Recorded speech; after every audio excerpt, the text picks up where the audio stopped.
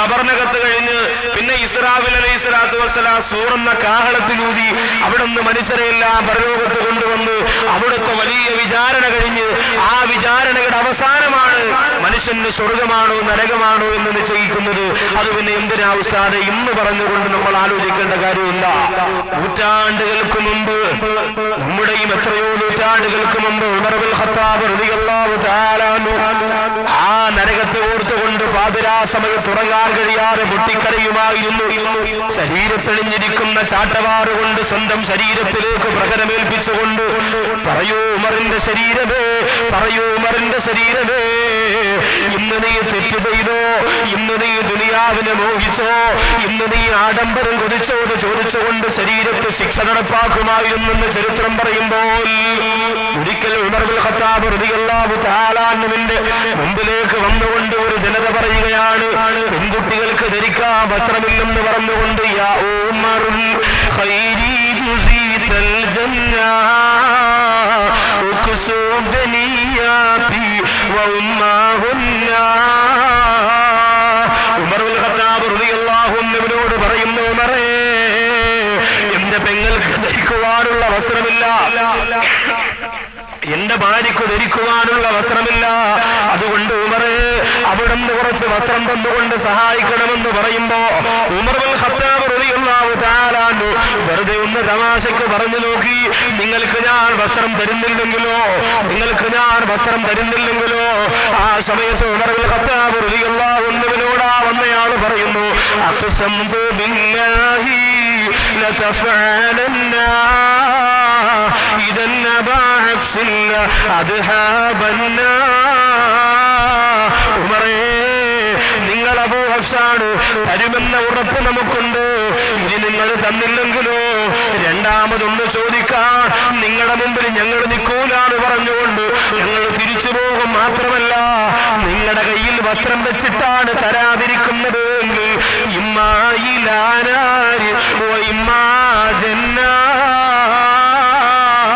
ഒന്നെങ്കിൽ അല്ലാഹു നിങ്ങളെ നാളെ പരലോകത്ത് ഇതിന്റെ പേരിൽ ഒരുപക്ഷെ നിങ്ങൾക്ക് നരകം തന്നേക്കാമെന്ന് പറഞ്ഞപ്പോ മക്കാ മണൽപ്പരികളെ കെടുകിടാതിറപ്പിച്ചു കളഞ്ഞ മക്കയുടെ പർവ്വതങ്ങൾ പോലും വിറച്ചു തുള്ളിപ്പോയ ഉമർ ഇബ്നുൽ ഖത്താബ് റളിയല്ലാഹു തആല അൻഹുവിന്റെ ആഗമനം കണ്ടിട്ടാണെങ്കിൽ ആ നേതാവായ സയ്യിദുനാ ഉമർ ഇബ്നുൽ ഖത്താബ് റളിയല്ലാഹു തആല അൻഹു പറയുകയാണ്, പൊട്ടിക്കരഞ്ഞുകൊണ്ട് ഒരു കൊച്ചുകുട്ടിയെ പോലെ നിലവിളിച്ചുകൊണ്ട് ഇറങ്ങി വന്നിട്ട് ആ പാവപ്പെട്ട സഹോദരനെ വാരിപ്പിണർന്നുകൊണ്ട് പറയുകയാണ്, നിന്റെ നാവ് കൊണ്ട് എനിക്ക് നരകമാണെന്ന് പറയല്ലേ, നിന്റെ നാവ് കൊണ്ട് എനിക്ക് നരകമാണെന്ന് പറയല്ലേ.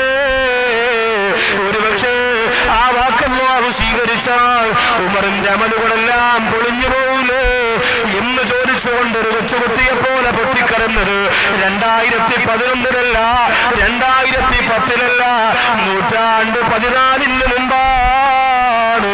എന്നാൽ ഈ കാലഘട്ടത്തിൽ ജീവിച്ചിരിക്കുന്ന ഞാനും നിങ്ങൾ അല്ലാഹുവെ ഓർക്കാൻ നേരമില്ലാതെ പള്ളിയുടെ മുമ്പിലൂടെ മടപ്പ് കെട്ട് ദുനിയാവിന്റെ കാര്യത്തിന് വേണ്ടി പരക്കം പായുമ്പോ അല്ലാഹുവിന്റെ പള്ളിവരാരത്തിൽ നിന്ന് ബാങ്ക് മുഴങ്ങുമ്പോ വീടിന്റെ അകത്തിരുന്നു കൊണ്ട് റിയാലിറ്റി ഷോയുടെ പ്രിയപ്പെട്ട നീ ഇഷ്ടപ്പെടുന്ന ഗായകർക്ക് വേണ്ടിയിട്ട് മെസ്സേജേക്കാൻ ഉളുപ്പില്ലാത്ത മുസ്ലിമേ അള്ളാന്റെ പള്ളിയിൽ ബാങ്ക് കേട്ടുകൊണ്ടിരിക്കുമ്പോ തുണ പറന്നുകൊണ്ട് സ്വറ പറന്നുകൊണ്ട് സംസാരിച്ചുകൊണ്ട് പൊട്ടിച്ചിരിച്ചുകൊണ്ട് കടകമ്പോളത്തിനകത്ത് സമയം കളയുന്ന മോനെ, 2011-ല് എത്ര തവണ നിനക്ക് കരയാ കഴിഞ്ഞിട്ടുണ്ട് മോനെ. അല്ലാഹു സുബ്ഹാനഹു വ തആല അടച്ചിരിക്കുന്ന നരകത്തെ കുറിച്ച് ഓർത്തുകൊണ്ട് നൂറ്റാണ്ടുകൾക്ക് മുമ്പ് ചിന്തിച്ചിട്ട് ഉറങ്ങാൻ കഴിയാതെ പൊള്ളുന്ന പായ പോലെ അതിൽ നിന്ന് ചാടിയെടുത്തിട്ടുകൊണ്ട് ഉമർ ഇബ്നുൽ ഖത്താബ് റളിയല്ലാഹു തആല അൻഹു നിലവിളിച്ചില്ലേ. ഇന്ന് നമ്മളോ, നമുക്കിന്ന് പേര് തീരെയില്ല. പഴയ കാലത്തൊക്കെ നമ്മൾ ആലോചിക്കണം, എന്തോ ഒരു ഭയമായിരുന്നു. പള്ളിയെന്ന് പറഞ്ഞാൽ, ബാങ്ക് എന്ന് പറഞ്ഞാൽ, വഅ്ളെന്ന് പറഞ്ഞാൽ, ഖുർആൻ എന്ന് പറഞ്ഞാൽ അതിന് പ്രത്യേകമായ ഖൗഫും ഒരു ആദരവും നമ്മൾ കൊടുത്തിരുന്നു. പണ്ടുള്ള മക്കൾ പറയുമല്ലോ, കുഞ്ഞുമക്കൾ പള്ളിയിലേക്ക് ഒരു വിരൽ ചൂണ്ടിയാൽ 10 വിരൽ ഇങ്ങനെ കടിക്കണമെന്ന് പറയും. ഒരു ബഹുമാനത്തിന് വേണ്ടിയാ അങ്ങനെ വിരൽ കടിക്കണമെന്ന് കിതാബിലൊന്നും പറഞ്ഞിട്ടില്ല, ഉസ്താദുമാരും നിർദ്ദേശിച്ചിട്ടുമില്ല. എങ്കിലും പള്ളിയിലേക്ക് ഒരു വിരൽ ഇങ്ങനെ ചൂണ്ടിയാൽ അത് വിരൽ ചൂണ്ടാനുള്ള സാധനം അല്ല, അതിന് ബഹുമാനം കൊടുക്കേണ്ടതാണ്. അതുകൊണ്ട് അതിനോട് കാണിച്ച അനാദരവിന് പകരമായി 10 വിരലുകളെ ഇങ്ങനെ വായ്ക്കകത്ത് വെച്ചിട്ട് കടിക്കുമായിരുന്നു. ഇന്ന് ആ പള്ളിയിൽ നടക്കുന്ന പോലെ എന്താ, ആ പള്ളിയുടെ ചുവരിൽ നമ്മുടെ മക്കൾ എഴുതി വെക്കും, ഒറ്റക്കണ്ണം മോദി രാജിവെക്കുക, കരിക്കട്ടിട്ട് എഴുതി വെക്കും. എന്നിട്ട് ആ പള്ളിയിൽ നടക്കുന്ന എന്തെല്ലാം വൃത്തിഹീനമായ രംഗങ്ങളാ. ചെറുപ്പക്കാര് 10 മണിക്ക് പള്ളിയിൽ പോയി മൊബൈൽ ഓണാക്കി, ബ്ലൂടൂത്ത് ഓണാക്കി. ഓണാക്കടാ ശംനാഥ്, എന്റെ ഓൺ തന്നെടാ, ഞാൻ ഓഫാക്കലില്ല. അപ്പൊ എന്റേലുള്ളത് നിന്റേലും, നിന്റേലുള്ളത് എന്റേലും. പള്ളിക്കകത്ത് ഉസ്താദവിടെ അടിയാറ് തങ്ങൾ വരണം എന്ന് പറഞ്ഞ് ഭയങ്കര പ്രസംഗം. ഇവനതൊന്നും വിഷയമല്ല, അതൊന്നും കേൾക്കാൻ നേരമില്ല. തകർക്കലാണ് ഇവിടെ കൂട്ടുകാരൊത്തും മൊബൈലിലൂടെ. പിന്നെയോ കൈ കെട്ടിക്കഴിഞ്ഞാലോ, കൈ കെട്ടിക്കഴിഞ്ഞാൽ അവിടെ നിന്ന് ഫാത്തിമ, ഇവിടെ നിന്ന് ആയിഷ എന്ന് പറഞ്ഞ് കുറെ പാട്ടാ. മക്കൾ ഗൾഫിന്ന് ഒന്ന് ആദ്യം വാപ്പാക്ക് ഇത്ര നീളമുള്ള വലിയ മൊബൈലും കൊടുക്കും, വാപ്പാക്ക് ഇരിക്കട്ടെ, വാപ്പാക്കൊന്നും കിട്ടിയില്ല എന്ന് പറഞ്ഞ് പരാതിയുണ്ട്. അപ്പൊ അതും ചുമന്നുകൊണ്ട് പള്ളിയിൽ പോകുമ്പോ ഇത് ഓഫാക്കാൻ പറഞ്ഞുകൂടാ, ഓണാക്കാൻ പറഞ്ഞുകൂടാ, കൊണ്ടിങ്ങനെ നടക്കാണ്. വെള്ളി കേൾക്കുമ്പോ അലോന്ന് വിളിക്കും, എവിടെയെങ്കിലും ഞെക്കും, ചിലപ്പോൾ കേൾക്കും. അങ്ങനെ അതുകൊണ്ട് പള്ളിയിൽ പോയി ഉസ്താദ് ജുമാ വെള്ളിയാഴ്ച ചെന്ന ഉടനെ പറയുമല്ലോ, എല്ലാരും സഫോൾ നേരെയാക്കുക, മൊബൈൽ ഓഫാക്കുക. ആദ്യം പറയുന്നത് അതാ, എല്ലാ പള്ളിയിലും ജുമായിക്ക് അതാ പറയാം.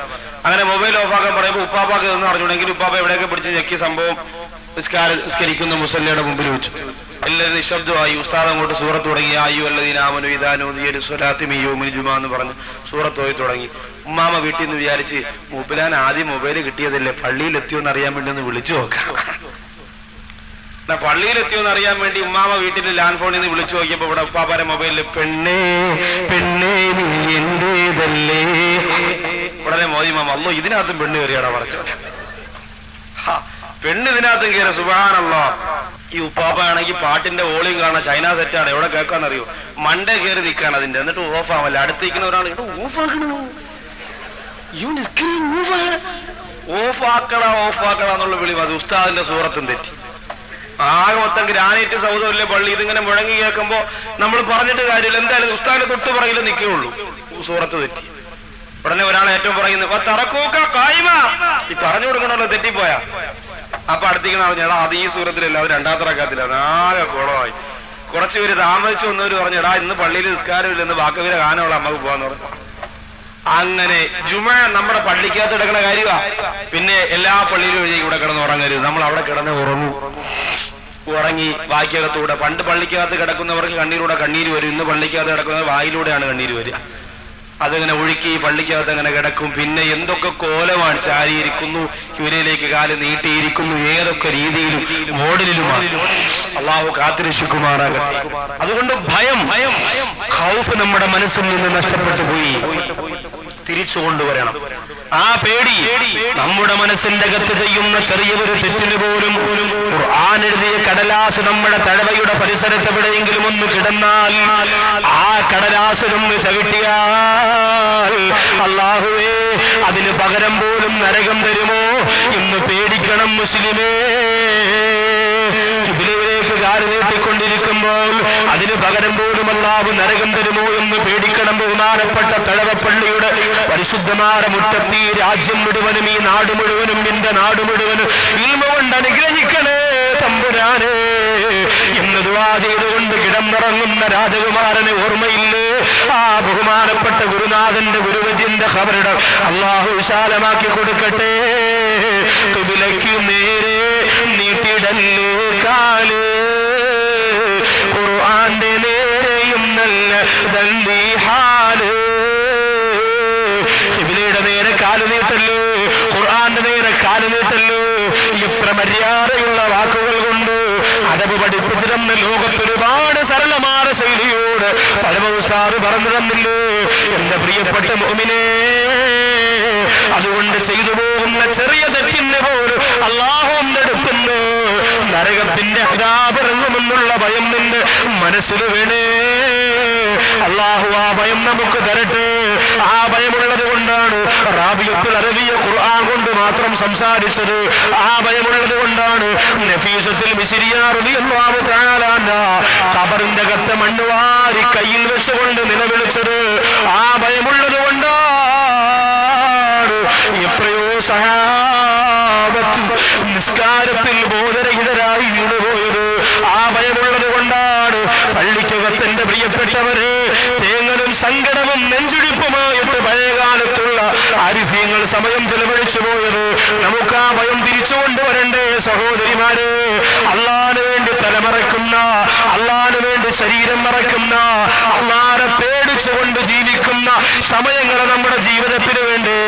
ഇല്ലെങ്കിൽ ആ നരകമെന്ന് പറയുന്നത് പരലോകത്ത് മാത്രമല്ല, പിന്നെ നരകമാണോ സ്വർഗമാണോ എന്നറിയുന്നത് മഹ്ശറയിലല്ല, ഇവിടെ വെച്ചാണ് എന്റെ പ്രിയപ്പെട്ടവരെ, ഈ ദുനിയാവിൽ വെച്ച് തന്നെ. ഇവിടുന്ന് മരണപ്പെടുമ്പോ തന്നെയാണ്, ഇവിടുന്ന് നാം എന്ന് മരണപ്പെടുന്നുവോ അന്ന് തന്നെ നരകമാണെങ്കിൽ അല്ലാഹു നമുക്ക് നരകം കാണിച്ചു തരുന്നതാണ്, സ്വർഗമാണെങ്കിൽ അല്ലാഹു നമുക്ക് സ്വർഗം കാണിച്ചു തരുന്നതാണ്. സ്വർഗം കണ്ടു മരിക്കാൻ വബിശ്റൂ ബിൽ ജന്നത്തില്ലതീ കുന്തും തുഅദൂൻ. അല്ലാഹു നിങ്ങൾക്ക് വാഗ്ദാനം ചെയ്യപ്പെട്ടിരിക്കുന്ന സ്വർഗം കൊണ്ട് സന്തോഷിച്ചു കൊള്ളുക എന്ന് പറഞ്ഞ് റഹ്മത്തിന്റെ മാലാഖമാർ മരണത്തിന്റെ സമയത്ത് ഇറങ്ങി വരുന്ന മയ്യത്താക്കി അല്ലാഹു നമ്മെ മാറ്റട്ടെ. അങ്ങനെ മരിക്കാനുള്ള മഹാഭാഗ്യം നമ്മുടെ ഉസ്താദുമാരുടെ ബറക്കത്ത് കൊണ്ട് സുഷാവാറ പടച്ചവൻ നമുക്ക് തരട്ടെ. ഒരാള് മരണപ്പെടാൻ സമയത്ത് അസ്രായിൽ മുമ്പ് വരുമ്പോ തന്നെ അവന് നരകമാണെങ്കിൽ നരകം കാണിച്ചു കൊടുക്കുമെന്നാണ്, സ്വർഗമാണെങ്കിൽ സ്വർഗം കാണിച്ചു കൊടുക്കും. അതുകൊണ്ടാണ് ചില ആൾക്കാരുടെ കണ്ണിങ്ങനെ പുറത്തേക്ക് തള്ളി കണ്ണുനീരൊഴുകി നെഞ്ചുടിപ്പോടെ പൊട്ടിക്കരന്നുകൊണ്ട് എത്രയോ പേര് നിലവിളിച്ചുകൊണ്ട് കെലിമ പറയാൻ പറ്റാതെ മരണപ്പെടുന്നുണ്ട്. സ്വർഗം കണ്ടവരാണെങ്കിലോ അവർക്കടുത്തിരുന്ന് മക്കളൊരാൾ ലാ ഇലാഹ ഇല്ലല്ലാഹ് എന്ന് പറഞ്ഞാൽ മതി, അത് കേട്ട ഉടനെ അവര് പറയുന്നു ലാ ഇലാഹ ഇല്ലല്ലാഹ്. അല്ലാത്തവർക്ക് പറയാൻ പറ്റൂല. അല്ലാഹു നമുക്ക് സ്വർഗം കണ്ടു മരിക്കാനുള്ള മഹാഭാഗ്യം തരട്ടെ. ആ സമയം മുതലാണ് നരകമാണെങ്കിൽ നരകവും സ്വർഗമാണെങ്കിൽ സ്വർഗവും നമുക്ക് തരുന്നതെങ്കിൽ എന്റെ സഹോദരങ്ങളെ, നിങ്ങൾ ആലോചിച്ചിട്ടുണ്ടോ? നിങ്ങൾ വിചാരിക്കും ഇപ്പോഴൊന്നും മരിക്കൂല, ഒരുപാട് നാൾ കഴിയും ഉസ്താദ്, ഒരുപാട് ദിവസം കഴിയും ഉസ്താദ്, എന്നിട്ടോ മരിക്കൂളൂ എന്ന് ചിന്തിച്ചവര് എന്റെ കൂടെ അതിനൊക്കെ വന്നുകൊണ്ടിരുന്ന ഒരു സഹോദരനാണ്. കഴിഞ്ഞ 7 ദിവസത്തിന് മുമ്പ് തട്ടത്തുമല, കിളിമാനൂർ തട്ടത്തുമല എന്ന് പറയുന്ന സ്ഥലത്ത് ഉമ്മാക്ക് ഗുളിക വാങ്ങാൻ വേണ്ടി 1 കിലോമീറ്റർ പോലും വീട്ടിൽ നിന്ന് മെഡിക്കൽ സ്റ്റോറിലേക്ക് പോകാറില്ല. ഗുളിക വാങ്ങാൻ വേണ്ടി 2 വീലറിലൂടെ യാത്ര ചെയ്തു പോകുമ്പോ സുബ്ഹാനല്ലാഹ്, ആ ഉമ്മാക്ക് പിന്നെ ആ മോനെ കാണാൻ പറ്റിയത് എപ്പോഴെന്നറിയോ? തലവെട്ടിക്കീരി നെഞ്ചി വെട്ടിക്കീരി പോസ്റ്റ്മോർട്ടം ചെയ്ത് കുത്തിത്തച്ചുകൊണ്ട് ആ ഉമ്മാടെ മുറ്റത്ത്, വീടിന്റെ മുറ്റത്ത് കൊണ്ടുവന്ന് വെച്ചപ്പോ എന്റെ പൊന്നുമോനെ, ഇന്നലെ രാവിലെ ഉമ്മാക്ക് ഗുളികവാകാമെന്ന് പറഞ്ഞ് വീട്ടിൽ നിന്ന് പോയതാണല്ലോ, തിരിച്ചു വരുന്നതിന് മുമ്പ് അപകടം സംഭവിച്ച് വെഞ്ഞാറമൂട് ഗോകുലം മെഡിക്കൽ കോളേജിൽ എന്റെ പ്രിയപ്പെട്ടവരെ 2 ദിവസത്തെ ചികിത്സയ്ക്ക് 3.5 ലക്ഷത്തോളം രൂപ ചെലവഴിച്ചിട്ട് ആ പൊന്നുമോന്റെ ആയുസ് തിരിച്ചു കിട്ടിയില്ലാരെങ്കിൽ അത് 18 വയസ്സിന് മാത്രം പ്രായമുള്ള സിനാസ് എന്ന് പറയുന്ന ഒരു മുസ്ലിം സഹോദരനാണെങ്കിൽ ചിന്തിച്ചു നോക്കണം. ചെറുപ്പക്കാരാ, കണ്ടുപിടിച്ചുകൊണ്ട് പെണ്ണുപിടിച്ചുകൊണ്ട് തോന്നിയതുപോലെ ജീവിച്ചതുകൊണ്ട് 90 വയസ്സ് വരെ ഞാൻ ജീവിച്ചിരിക്കും ഉറപ്പ് പറയുന്ന സഹോദര, ഉത്സവപ്പറമ്പിന്റെ അകത്തലത്തിന് പാതിരാ സമയം പുറക്കമിടുന്നുകൊണ്ട് ഗാനമേളക്കാരന്റെ അവസാന പാട്ട് കേട്ടുകൊണ്ട് ഉടുമുണ്ടിൽ തലയിൽ കെട്ടുകെട്ട് അല്ലാതെ പറന്ന് നൃത്തം ചെയ്യുന്ന കള്ളിനും മദ്യത്തിനും പെണ്ണിനും അടിപ്പെട്ട് പോലെ യുവത്വമേ, അടുത്ത സെക്കൻഡിൽ മരണം വന്ന മോനെ, നരകത്തിലേക്കല്ലോ നിന്നെ വലിച്ചടച്ചു കൊണ്ടുപോകുന്നത്. നരകമുറപ്പായി മരിച്ചുപോയവർക്ക് അല്ലാഹു കൊടുക്കുന്ന ഭയാനകരമാണ് അതാത് എന്തെന്നെ പ്രിയപ്പെട്ട സമുദായത്തിന്റെ സഹോദരങ്ങൾ പഠിക്കണേ. അവര് നരകം കണ്ട് മരിക്കുമെന്ന് മാത്രമല്ല, അവരെ നരകത്തിന്റെ മാരാകമാര് വന്ന് കുളിപ്പിക്കുമെന്നാണ്, അവരെ കഫം പൊതിയുമെന്നാണ്. എന്നിട്ടോ പള്ളിപ്പറമ്പിലേക്ക് അവരെ കൊണ്ടുപോകുമ്പോ നായകളോടുള്ള സമീപനം പോലെ ആ മയ്യത്തിനോട് പെരുമാറുമെന്നാണ്. ആർക്കും വേണ്ടാത്തതുപോലെ ചീഞ്ഞെഴുന്ന ശവത്തിന് നാലുകൾക്ക് വലിച്ചെറിഞ്ഞു കൊടുക്കുന്ന പോലെ ആരുടെ മണ്ണിന്റെ കത്തളത്തിലേക്ക് ആ മയ്യത്തിന് വലിച്ചെറിയപ്പെടുമെങ്കിൽ അല്ലാഹു കാത്തുരക്ഷിക്കട്ടെ. എത്ര വഖത്ത് നിസ്കാരം കളാക്കിപ്പോയി മോനെ. ക്യാൻസർ എന്ന രോഗം വന്നാൽ പിന്നീട് അല്ലാഹുവിനെ വിളിക്കാൻ നീ സമയം കണ്ടെത്തുന്നില്ലേ? ട്യൂമർ വന്നാൽ, കിഡ്നി തകരാറ് വന്നാൽ അറിയാതെ ഇന്നലെ വരെ ഇല്ലാത്ത പടച്ചുറമ്പുരാന് ഒരു സെക്കൻഡ് കൊണ്ട് 1000 പ്രാവശ്യം വിളിച്ചു പോകുന്ന എന്റെ പ്രിയപ്പെട്ട ചെറുപ്പക്കാരാ, അനീബൂ ഇലാ റബ്ബിക്കും ദാസിലിമൂ ലഹു. മടങ്ങി വന്നോ, അള്ളാന്റെ മുമ്പിലേക്ക് മടങ്ങി വന്നോ, അള്ളാന്റെ ദീനിലേക്ക് മടങ്ങി വന്നോ. ആ നരകമെന്ന് പറയുന്ന ലോകത്തെ ഭയന്ന് വിറച്ചുകൊണ്ട് പൊട്ടിക്കരഞ്ഞോ. അള്ളാഹുവിന്റെ പരിശുദ്ധമായ പള്ളിക്കകത്ത് പോയി സുജൂദിൽ കിടന്ന് നിറകണ്ണോട് അള്ളാഹുവിനോട് തൗബ ചെയ്തു. അള്ളാഹു സ്വർഗം കണ്ട് മരിക്കാനുള്ള മഹാഭാഗ്യം ഈ സാധുക്കളായ നമുക്ക് തരട്ടെ. അതുകൊണ്ട് കുറഞ്ഞുപോയ ഖൗഫിനെ തിരിച്ചു കൊണ്ടുവരണം, കുറഞ്ഞുപോയ ഭയത്തെ നമ്മൾ തിരിച്ചു കൊണ്ടുവരണം. നരകം എന്ന് പറഞ്ഞാൽ ഇന്ന് വളരെ ചില ആൾക്കാർ നിസ്സാരമായിട്ട് പറയൂലേ, നിസ്കരിക്കാൻ വരണില്ലേക്ക, ഓ നിസ്കരിക്കണം, നിങ്ങളെല്ലാരും അങ്ങ് സ്വർഗത്തിൽ പോയി, അള്ള നരകം പടച്ചിട്ട് ആരും ഇല്ലെങ്കിൽ അള്ള തന്നെ നാണക്കേടല്ല, അതുകൊണ്ട് നരകത്തിൽ പോവാനും കുറച്ച് പേര് വേണ്ടേ. തമാശയ്ക്ക പറയാൻ ആലോചിച്ചോക്കി. നരകം തമാശയ്ക്ക് ഉപയോഗിക്കാനുള്ളതല്ല. റമദാൻ മാസത്തിൽ പള്ളിയുടെ നടയിലിരുന്ന് ബീഡി വലിക്കുന്ന ഒരു പാപ്പ ഉസ്താദ് പറഞ്ഞു, ഉറപ്പാണ് ളുഹർ നിസ്കാരം കഴിഞ്ഞ് നിങ്ങൾ ബീഡി വലിക്കണമെങ്കിൽ നിങ്ങൾക്ക് നരകമാണെന്നുള്ളതിൽ വേറെ സംശയമൊന്നുമില്ല, റമദാൻ മാസമാണ്. ഈ കാഫിര്യങ്ങൾ പോലും ആദരിക്കുന്ന ഈ മാസത്തിൽ നിങ്ങൾ ബീഡി വലിച്ചില്ലേ പള്ളിയുടെ നടയിൽ, നിങ്ങൾക്ക് നരകം ഉറപ്പാണ്. പാപ്പ പറഞ്ഞു, ഒരു കണക്കിന് നരകം ഉസ്താദ് നല്ലത്. ഉസ്താദ് ചോദിച്ചത് എന്താ? ഇവിടെ എനിക്ക് ഒരു ദിവസം ബീഡി വലിക്കണമെങ്കിൽ 50 തീപ്പെട്ടി വേണം, നരകത്തിലാകുമ്പോൾ തീപ്പെട്ടി വേണ്ട, കാണിച്ചു കൊടുത്താൽ അത് കത്തിക്കോളൂ. വേറെ സഹോദരൻ ചോദിക്കുക, ഉസ്താദെ നരകത്തിൽ ബാത്റൂമാണ് ഉസ്താദെ. അപ്പൊ കൂടെ ഒന്നും പറയാം, പോടാ അവിടെ ബാത്റൂം, ചൂടുവെള്ളം കുടിച്ച് തൊണ്ട ഉരുവി കിടക്കുമ്പോഴാണ് ബാത്റൂം. ഇത് നരകത്തിന്റെ ചർച്ചകളാണ്. നമ്മുടെ നാട്ടിൽ ഇന്നത്തെ യുക്തിവാദികൾ സമ്മാനിച്ച ആശയങ്ങളും ആദർശങ്ങളും അവരുടെ കൂടെ കൂട്ടുകൂടിയിട്ട് എന്റെ പ്രിയപ്പെട്ട സഹോദരങ്ങൾക്ക് വന്നുപോയത് അള്ളാഹു കാത്തുരക്ഷിക്കട്ടെ. ശ്രദ്ധിച്ചേ പറ്റൂ, ഒരുപാട് ഗൗരവത്തോടെ മനസ്സിലാക്കിയേ പറ്റൂ.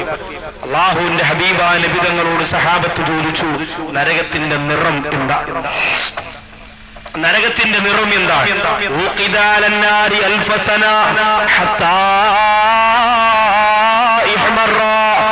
1000 കൊല്ലമാ നരകം ചുമന്ന നിറമായിരുന്നു. പിന്നെ രണ്ടാമത് 1000 കൊല്ലം കൂടി ആ നരകത്തെ കത്തിക്കപ്പെട്ടപ്പോൾ ആ നരകത്തിന് വെളുത്ത നിറമായി.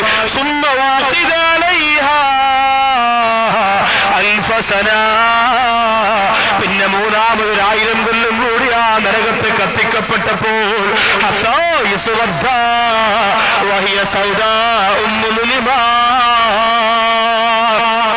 ആ നരകം കറുത്ത് കരിവാളിച്ചു പോയെന്ന്. നരകത്തിന് ഇന്നും കറുത്ത നിറമാണ്. തീ ഒരുപാട് കത്തുമ്പോൾ അതിന്റെ നിറം ചുമപ്പല്ല, വെളുപ്പല്ല, കറുപ്പാണ്. ഒരുപാട് തീ കത്തുമ്പോ പിന്നെ കറുത്ത നിറം മാത്രമേ നമുക്ക് കാണാൻ പറ്റൂ. അതാണ് നരകത്തിന്റെ നിറം. അല്ലാഹു എന്നെയും നിങ്ങളെയും ആ നരകത്തിന്റെ അദാബുകളിൽ നിന്ന് കാരുണ്യവാനായ പടച്ചതമ്പുരാൻ രക്ഷപ്പെടുത്തി അനുഗ്രഹിക്കുമാറാകട്ടെ.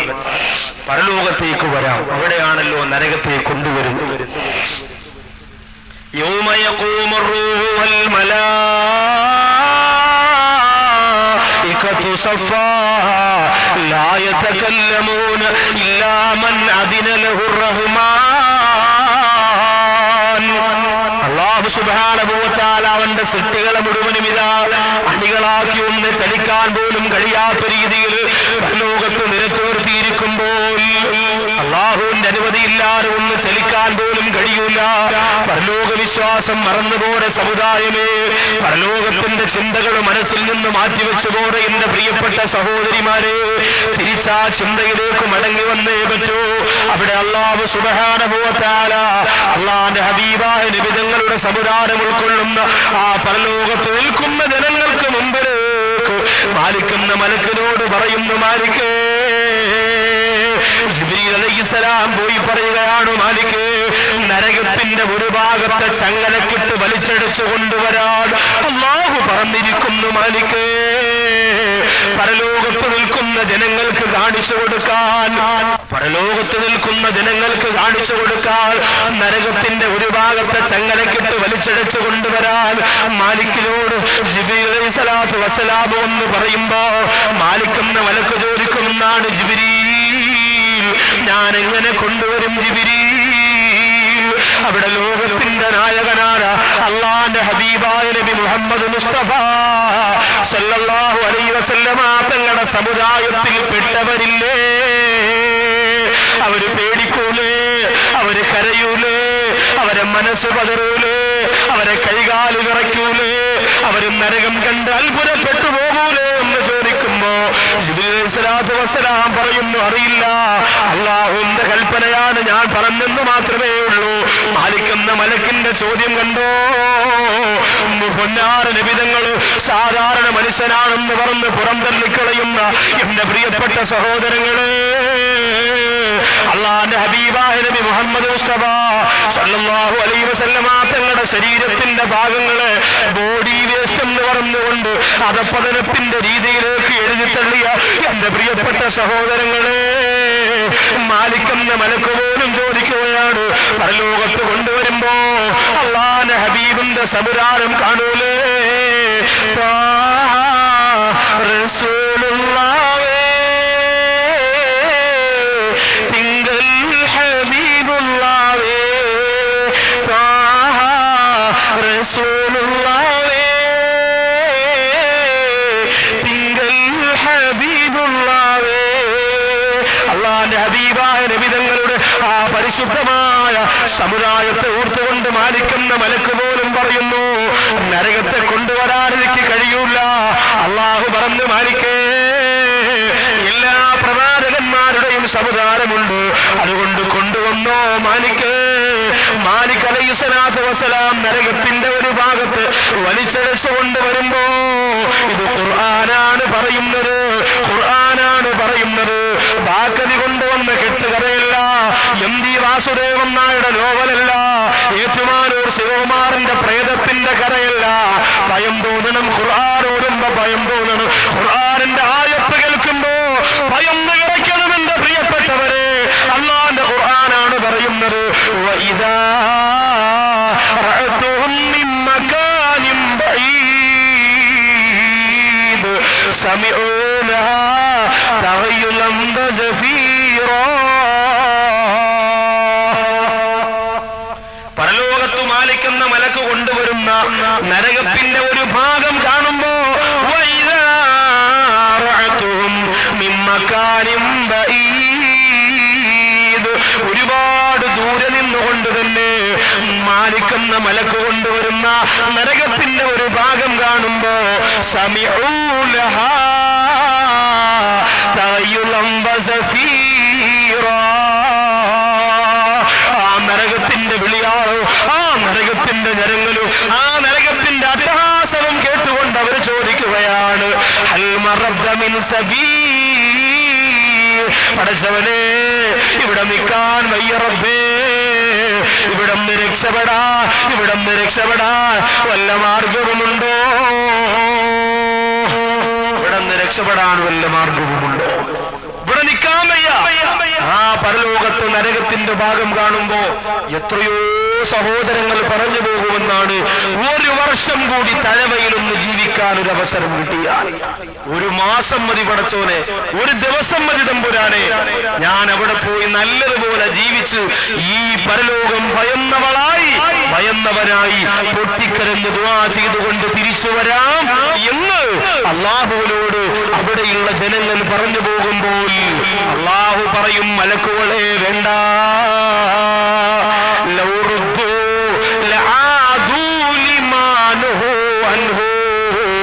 അവരെ വീണ്ടും ദുനിയാവിലേക്ക് മടക്കിയാൽ അവർ ഈ പറഞ്ഞതിന്റെ ഇരണക്കേടായി എതിർഭാഗം തന്നെ ചെയ്യും മലക്കുകള്. അതുകൊണ്ട് മനുഷ്യരാണ്, അവര് വന്ന വഴി മറന്നു പോകുന്നവരാണ്, അവര് തെറ്റിലേക്ക് ബന്ധിക്കപ്പെട്ടവരാണ്.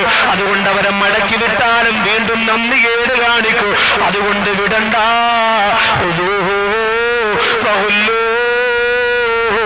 സുമ്മൽ ജഹീമ സല്ലൂ, അവരെ പിടിച്ച് ചങ്ങലക്കിട്ട് വലിച്ചെറിയൂ എന്ന് അല്ലാഹുവിന്റെ ആജ്ഞ വരും. അല്ലാഹു കാക്കട്ടെ. നരകത്തിന് 7 കവാടങ്ങൾ. 7 കവാടങ്ങൾ. ഈ 7 കവാടത്തിലൂടെയാണ് നരകത്തിലേക്ക് മനുഷ്യർ കടക്കുക. ഓരോ കവാടത്തിലും കടന്നു പോകുന്നവരാരാണെന്ന് അല്ലാഹു തീരുമാനിച്ചിട്ടുണ്ട്. അവരാരാണെന്ന് ഇൻഷാ അല്ലാഹ് നമുക്ക് ചർച്ച ചെയ്യണം. അറിയണേ നരകമിന്റെ ഇറകളെയും തുറക്കുമേ, കടക്കുമേ അതിലെരിയുമേ നിങ്ങൾ ഔവലദിൽ ജഹന്നമേ, വഇന്ന ജഹന്നമ ലമൗഇദുഹും അജ്മഈൻ ലഹാ സബ്അതു അബ്വാബ് ലികുല്ലി ബാബിൻ മിൻഹും ജുസ്ഉം മഖ്സൂം. നരകത്തിന് 7 കവാടങ്ങളാണ്. ആ നരകത്തിന് സബ്അതു അബ്വാബ്, 7 വാതിലുകളാണ്. ലികുല്ലി ബാബിൻ മിൻഹും, ഓരോ വാതിലിലൂടെ, ഓരോ കവാടത്തിലൂടെ ജുസ്ഉം മഖ്സൂം, അല്ലാഹു നിശ്ചയിച്ച, അല്ലാഹു തീരുമാനിച്ച ഓരോ വിഭാഗങ്ങളുണ്ട് എന്ന് അല്ലാഹുവിന്റെ ഖുർആൻ പറയുന്നു. ഒന്നാമത്തെ കവാടമേതാ?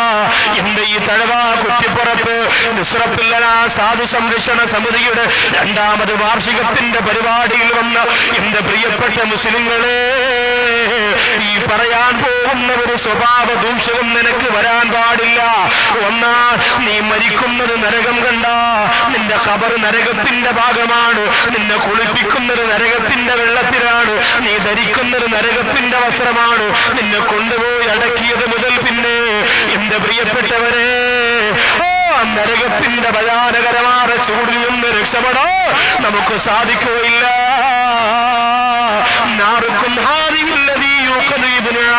അല്ലാഹുവിന്റെ റസൂൽ പറഞ്ഞില്ലേ, ആദം മക്കൾ കത്തിക്കുന്ന ദുനിയാവിന്റെ തീയുണ്ടല്ലോ,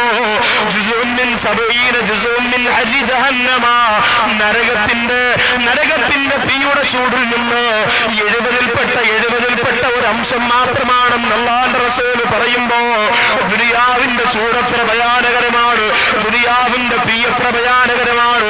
പെട്രോളിന്റെ വാഹനം അങ്ങോട്ട് കത്തിപ്പോയാൽ പ്രിയപ്പെട്ടവര്, ആ തീ അങ്ങോട്ട് ആളിപ്പടരുമ്പോ 10,000-കണക്കാര മനുഷ്യമക്കള് സെക്കൻഡുകൾ കൊണ്ട് വെന്തുരുകി പോകുന്നത് ദുനിയാവിന്റെ ചൂടിന്റെ തീയുടെ ശക്തിയല്ലേ. ഗ്യാസ് കുറ്റിയുടെ മുമ്പിൽ നിന്ന് പ്രിയപ്പെട്ടവര്, അത് പൊട്ടിത്തെറിച്ചു പോയി മക്കളോടൊപ്പം കുടുംബം കത്തിയമർന്നു പോയ കഥ പത്രത്തിലൂടെ വായിക്കുന്നവര്, ഒരു ഗ്യാസ് കുറ്റി അങ്ങോട്ട് പൊട്ടിപ്പടർന്ന് തീയാളി പിടിച്ചിട്ട് ഒരു കുടുംബം മുഴുവനും കത്തിക്കരിഞ്ഞു പോരെങ്കിൽ അത് ദുനിയാവിന്റെ തീയല്ലേ, അത് ദുനിയാവിന്റെ തീയല്ലേ. അപ്പോ പിന്നെ നരകത്തിന്റെ തീയോ? ആ തീ ഖബറിൽ വന്നാലോ? ആ തീ പരലോകത്ത് നമ്മെ ഭയപ്പെടുത്തിയിട്ട് വിചാരണയുടെ വേളകളിൽ നമ്മുടെ കൂടെ നിന്നാലോ? അല്ലാഹു കാത്തുരക്ഷിക്കട്ടെ. അതുകൊണ്ട് ഈ പറയാൻ പോകുന്ന ഒരു വിഭാഗത്തിലും നിങ്ങൾ പെടാൻ പാടില്ല. ഒന്നാമത്തെ വാതിലിന്റെ പേരെന്തെന്നറിയോ? ഇസ്മുഹു ജഹന്നം.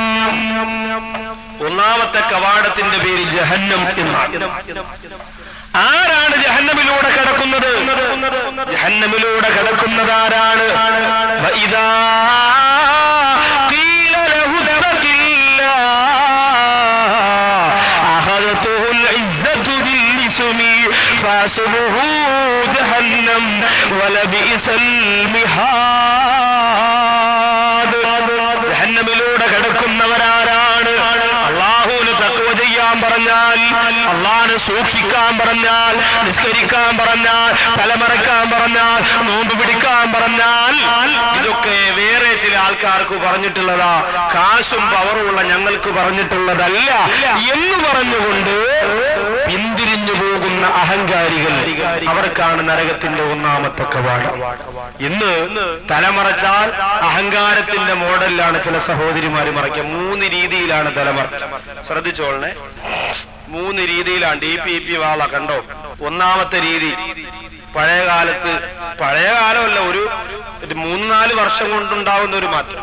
ഒന്നാമത്തെ രീതി ഏതാ എന്റെ സഹോദരങ്ങളേതാ? ഇത്ര മറച്ചിട്ട് ബാക്കി ഇത്ര രജനീകാന്ത് മോഡൽ ഇങ്ങനെ ഫ്രണ്ടിലിട്ടിരിക്കും. എന്നിട്ട് മുടി ഇങ്ങനെ നെറ്റിയിലൂടെ ഇട്ടിട്ട് ഇടയ്ക്കിടയ്ക്ക് സൂറാത്ത അങ്ങനെ ഭൂന്ന് ഊതി മുകളിലോട്ട് ഇങ്ങനെ വിട്ടിട്ട് ഒരു പ്രത്യേക മോഡലിലായിരുന്നു കുറെ നാൾ അങ്ങനെ.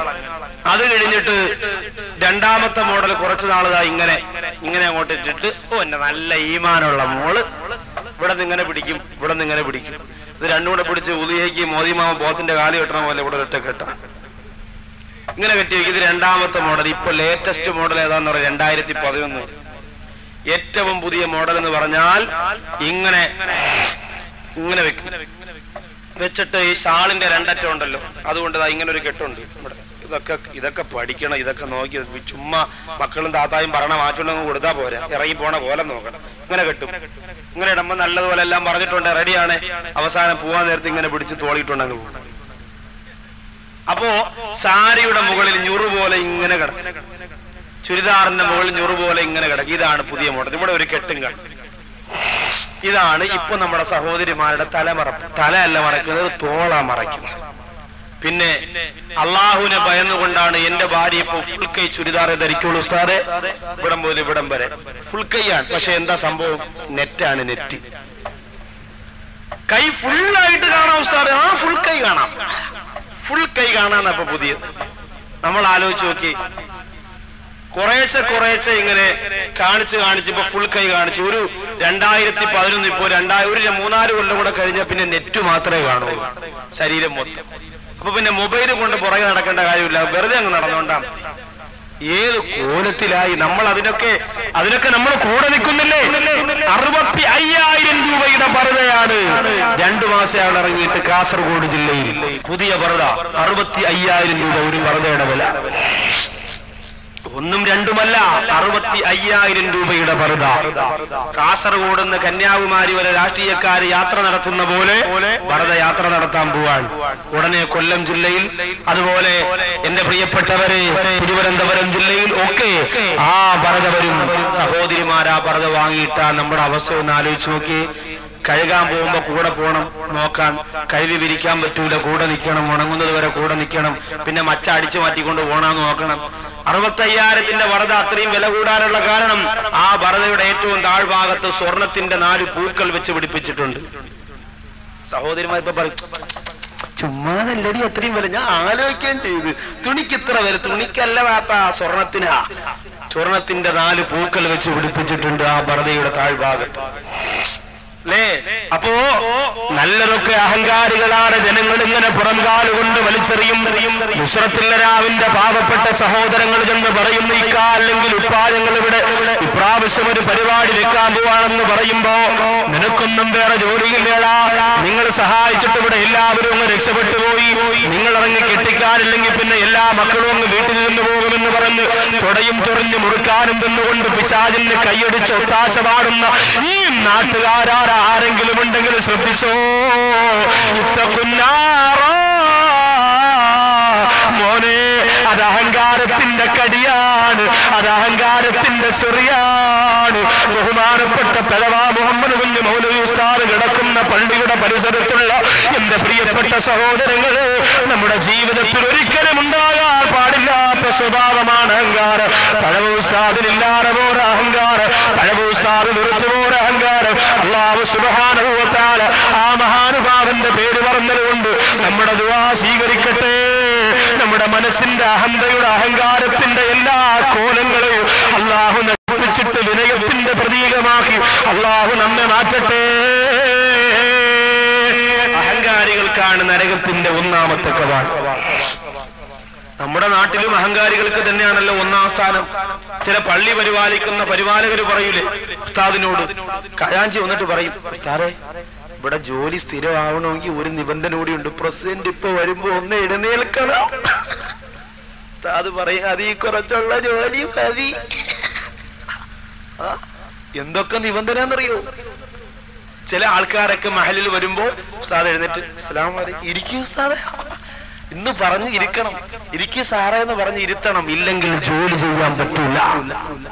അഹങ്കാരത്തിന്റെ രൂപങ്ങൾ അല്ലാഹുവിന്റെ ഹബീബായ തങ്ങൾ പോലും കടന്നു വന്നപ്പോൾ എഴുന്നേറ്റ സഹാബത്തിനോട് മുത്തുനബി പറഞ്ഞു, വേണ്ട, എന്നെ കാണുമ്പോ നിങ്ങൾ എഴുന്നേൽക്കല്ലേ. സഹാബത്ത് എഴുന്നേൽക്കാതിരിക്കുമോ എന്റെ പ്രിയപ്പെട്ടവര്? അത് മുത്തുനബിയോടുള്ള ആദരവല്ലേ? പക്ഷേ നമ്മുടെ മനസ്സിലേക്ക് അഹങ്കാരം വരാൻ പാടില്ല. ഉസ്താദിനെ കാണുമ്പോ എഴുന്നേറ്റു, പള്ളിയിലെ ഖത്തീബിനെ കാണുമ്പോ എഴുന്നേറ്റു, അവരോടുള്ള ബഹുമാനമല്ല, അവരുടെ ഇൽമിനോടുള്ള ആദരവാണ്. അവര് പഠിച്ച ഖുർആനിനോടുള്ള, അവര് പഠിച്ച ഹദീസിനോടുള്ള ബഹുമാനമാണ്. വിനയം നമ്മുടെ മനസ്സിന്റെ മുഖമുദ്രയാകണം. അഹങ്കാരികൾക്ക് എവിടെയും ഒന്നാം സ്ഥാനം വേണം, അഹംവാദികൾക്ക് എവിടെയും ഒന്നാം സ്ഥാനം വേണം. ആ സ്ഥാനം ആഖിറത്തിലാണ് അഹങ്കാരികൾക്ക് അല്ലാഹു തരാൻ പോകുന്നത്. ഉമർ ഇബ്നുൽ ഖത്താബ് റളിയല്ലാഹു അൻഹു, ബഹുമാനപ്പെട്ട ഖാലിദ് ഇബ്നുൽ വലീദ് റളിയല്ലാഹു അൻഹു, ഷഹീദാകാൻ ഒരുപാട് ആഗ്രഹിച്ച വ്യക്തിയാണ് ഖാലിദ് റളിയല്ലാഹു അൻഹു. നിർണായകരമായ ഒരു യുദ്ധം, ആ യുദ്ധത്തിൽ എല്ലാവരും ഖാലിദ് റളിയല്ലാഹു തആല അൻഹു അമീറായി പോയതുകൊണ്ട് എല്ലാവരും ഖാലിദ് റളിയല്ലാഹു അൻഹുവിന്റെ പേര് വിളിച്ചു പറയുകയാണ്, ഇന്ന് നമ്മുടെ യുദ്ധം ജയിക്കുമല്ലോ, ഇന്ന് നമ്മൾ വിജയിക്കുമല്ലോ എന്ന് പറഞ്ഞുകൊണ്ട് എല്ലാവരും സന്തോഷിക്കുമ്പോൾ ഉമർ ഇബ്നുൽ ഖത്താബ് റളിയല്ലാഹു തആല അൻഹു നോക്കുമ്പോ വന്ന ജനങ്ങളെല്ലാം ഖാലിദിന്റെ പേര് പറഞ്ഞുകൊണ്ട് സന്തോഷിക്കുകയാണ്.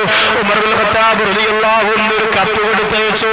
ഖാലിദ് റളിയല്ലാഹു അൻഹുവിന് തന്റെ തലസ്ഥാനത്ത് നിന്ന് മാറ്റിയിട്ട് വേറൊരാളെ അമീറായിട്ട് നിശ്ചയിച്ചു എന്ന് കത്ത് കൊടുത്തയച്ചപ്പോൾ ഖാലിദ് റളിയല്ലാഹു അൻഹു യുദ്ധം കഴിഞ്ഞ് കരഞ്ഞുകൊണ്ട് വന്നിട്ട് ഉമർ ഇബ്നുൽ ഖത്താബ് റളിയല്ലാഹു അൻഹുവിനോട് ചോദിക്കുന്നു, ഉമറേ, ജയിക്കൽ ആവശ്യമായ നിർണായകരമായ യുദ്ധത്തിൽ എന്തുകൊണ്ടാണ് അമീറിന്റെ സ്ഥാനത്ത് നിന്ന് എന്നെ മാറ്റിയതെന്ന് ചോദിക്കുമ്പോൾ ഖാലിദ് റളിയല്ലാഹു തആല അൻഹുവിനോട് ഉമർ ഇബ്നുൽ ഖത്താബ് റളിയല്ലാഹു അൻഹു പറഞ്ഞു, നീ കൊണ്ടുവന്ന കണക്കുകളൊന്നും ശരിയല്ല, കണക്കിൽ കൃത്രിമത്വമുള്ള, കണക്കിൽ കൃത്യതയില്ലാത്തവർ യുദ്ധത്തിന്റെ അമീറാകാൻ പറ്റൂല, അതുകൊണ്ടാണ് മാറ്റിയെന്ന് പറഞ്ഞപ്പോ ഖാലിദ് റളിയല്ലാഹു അൻഹു പറഞ്ഞു, കണക്കിന്റെ വിഷയത്തിൽ എനിക്ക് അല്പം കുറവുള്ളത്, എനിക്കൊരൽപ്പം തെറ്റുപറ്റുന്നത് നേരത്തെ അവിടത്തേക്ക് അറിയാമല്ലോ, പിന്നെ എന്തേ എന്നെ അമീറായിട്ട് നിശ്ചയിച്ചതെന്ന് ചോദിക്കുമ്പോ ഉമർ ഇബ്നുൽ ഖത്താബ് റളിയല്ലാഹു അൻഹു തല കുനിച്ചു വെച്ചിരിക്കുകയാണ്. ഖാലിദ് റളിയല്ലാഹു അൻഹുവിന് അറിയാം, അതുകൊണ്ടല്ല എന്നെ അമീറിന്റെ സ്ഥാനത്ത് നിന്ന് മാറ്റിയത്, വേറെന്തോ തക്കതായ കാരണമുണ്ടാകും. ആ കാരണം എന്തെന്നറിയാനുള്ള ആർത്തി കൊണ്ട് ഉമർ ഇബ്നുൽ ഖത്താബ് റളിയല്ലാഹു അൻഹുവിനെ മുഖം ഇങ്ങനെ നിവർത്തി വെച്ച് നോക്കുമ്പോ സയ്യിദുനാ ഉമർ ഇബ്നുൽ ഖത്താബ് റളിയല്ലാഹു അൻഹു കരയുകയാണ്. ഖാലിദ് റളിയല്ലാഹു അൻഹു ചോദിക്കുന്നു, എന്തേ ഉമറെ അവിടുന്ന് കരയാനുണ്ടായ കാരണമെന്താ? ഉമർ ഇബ്നുൽ ഖത്താബ് റളിയല്ലാഹു അൻഹു ചോദിക്കുന്നു, ഖാലിദേ, നിനക്ക് നരകത്തെ പേടിയില്ലേ? ഖാലിദേ, നരകത്തെ നീ പേടിക്കുന്നില്ലേ? ഖാലിദേ. ഖാലിദ് റളിയല്ലാഹു തആല എന്ന് പറഞ്ഞു, എന്നെ അമീറിന്റെ സ്ഥാനത്ത് നിന്ന് മാറ്റിയത് നരകവുമായിട്ട് എന്ത് ബന്ധമാണ് ചോദിക്കുമ്പോ ഉമർ ഇബ്നുൽ ഖത്താബ് റളിയല്ലാഹു അൻഹു പറയുകയാണ്, ലാ യദ്ഖുലുൽ ജന്ന മൻ കാന ഫീ ഖൽബി മിസ്ഖാലു ദർറത്തിൻ മിൻ കിബ്ർ. അണു അളവ് അഹങ്കാരം ഒരു മനുഷ്യന്റെ ഹൃദയത്തിലുണ്ടെങ്കിൽ അവര് സ്വർഗത്തിൽ കടക്കുകയില്ല എന്ന് നബി തങ്ങൾ പറഞ്ഞില്ലേ? അവർക്ക് നരകമല്ലേ, നരകത്തിന്റെ ഒന്നാമത്തെ കവാടമല്ലേ? അതുകൊണ്ട് ഖാലിദേ, ഇത്രയും ജനങ്ങൾ നിന്റെ പേര് പറഞ്ഞുകൊണ്ട് നിന്നെ പുകഴ്ത്തുമ്പോ, നിന്റെ പേര് പറഞ്ഞുകൊണ്ട് മുദ്രാവാക്യം വിളിക്കുമ്പോ ഖാലിദേ, നിന്റെ മനസ്സിലേക്ക് നീ ഇച്ചിരി കഴിവുള്ളവനാണെന്ന ചിന്ത വരുന്നത് അഹങ്കാരമല്ലേ?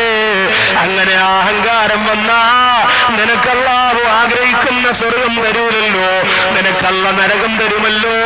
അത് പേടിച്ചുകൊണ്ടാണ് യുദ്ധം തോക്കുന്നെങ്കിൽ പോട്ടെ, പക്ഷേ നിനക്ക് നരകം കിട്ടാൻ പാടില്ല എന്ത് ചിന്ത കൊണ്ടാണ് നിന്നെ ഞാൻ മാറ്റിയതെന്ന് പറയുമ്പോ ഉമർ ഇബ്നുൽ ഖത്താബ് റളിയല്ലാഹു തആല അൻഹു വാരിപ്പുണർന്നുകൊണ്ട് പൊട്ടിക്കരഞ്ഞു പോരെങ്കില് എന്റെ തലവാ കുറ്റിപ്പുറത്ത് വന്ന പ്രിയപ്പെട്ട സഹോദരങ്ങളെ, ഏതെങ്കിലും ഒരു രീതിയിൽ നിങ്ങളുടെ അഹങ്കാരം പിടിപെട്ടിട്ടില്ലേ?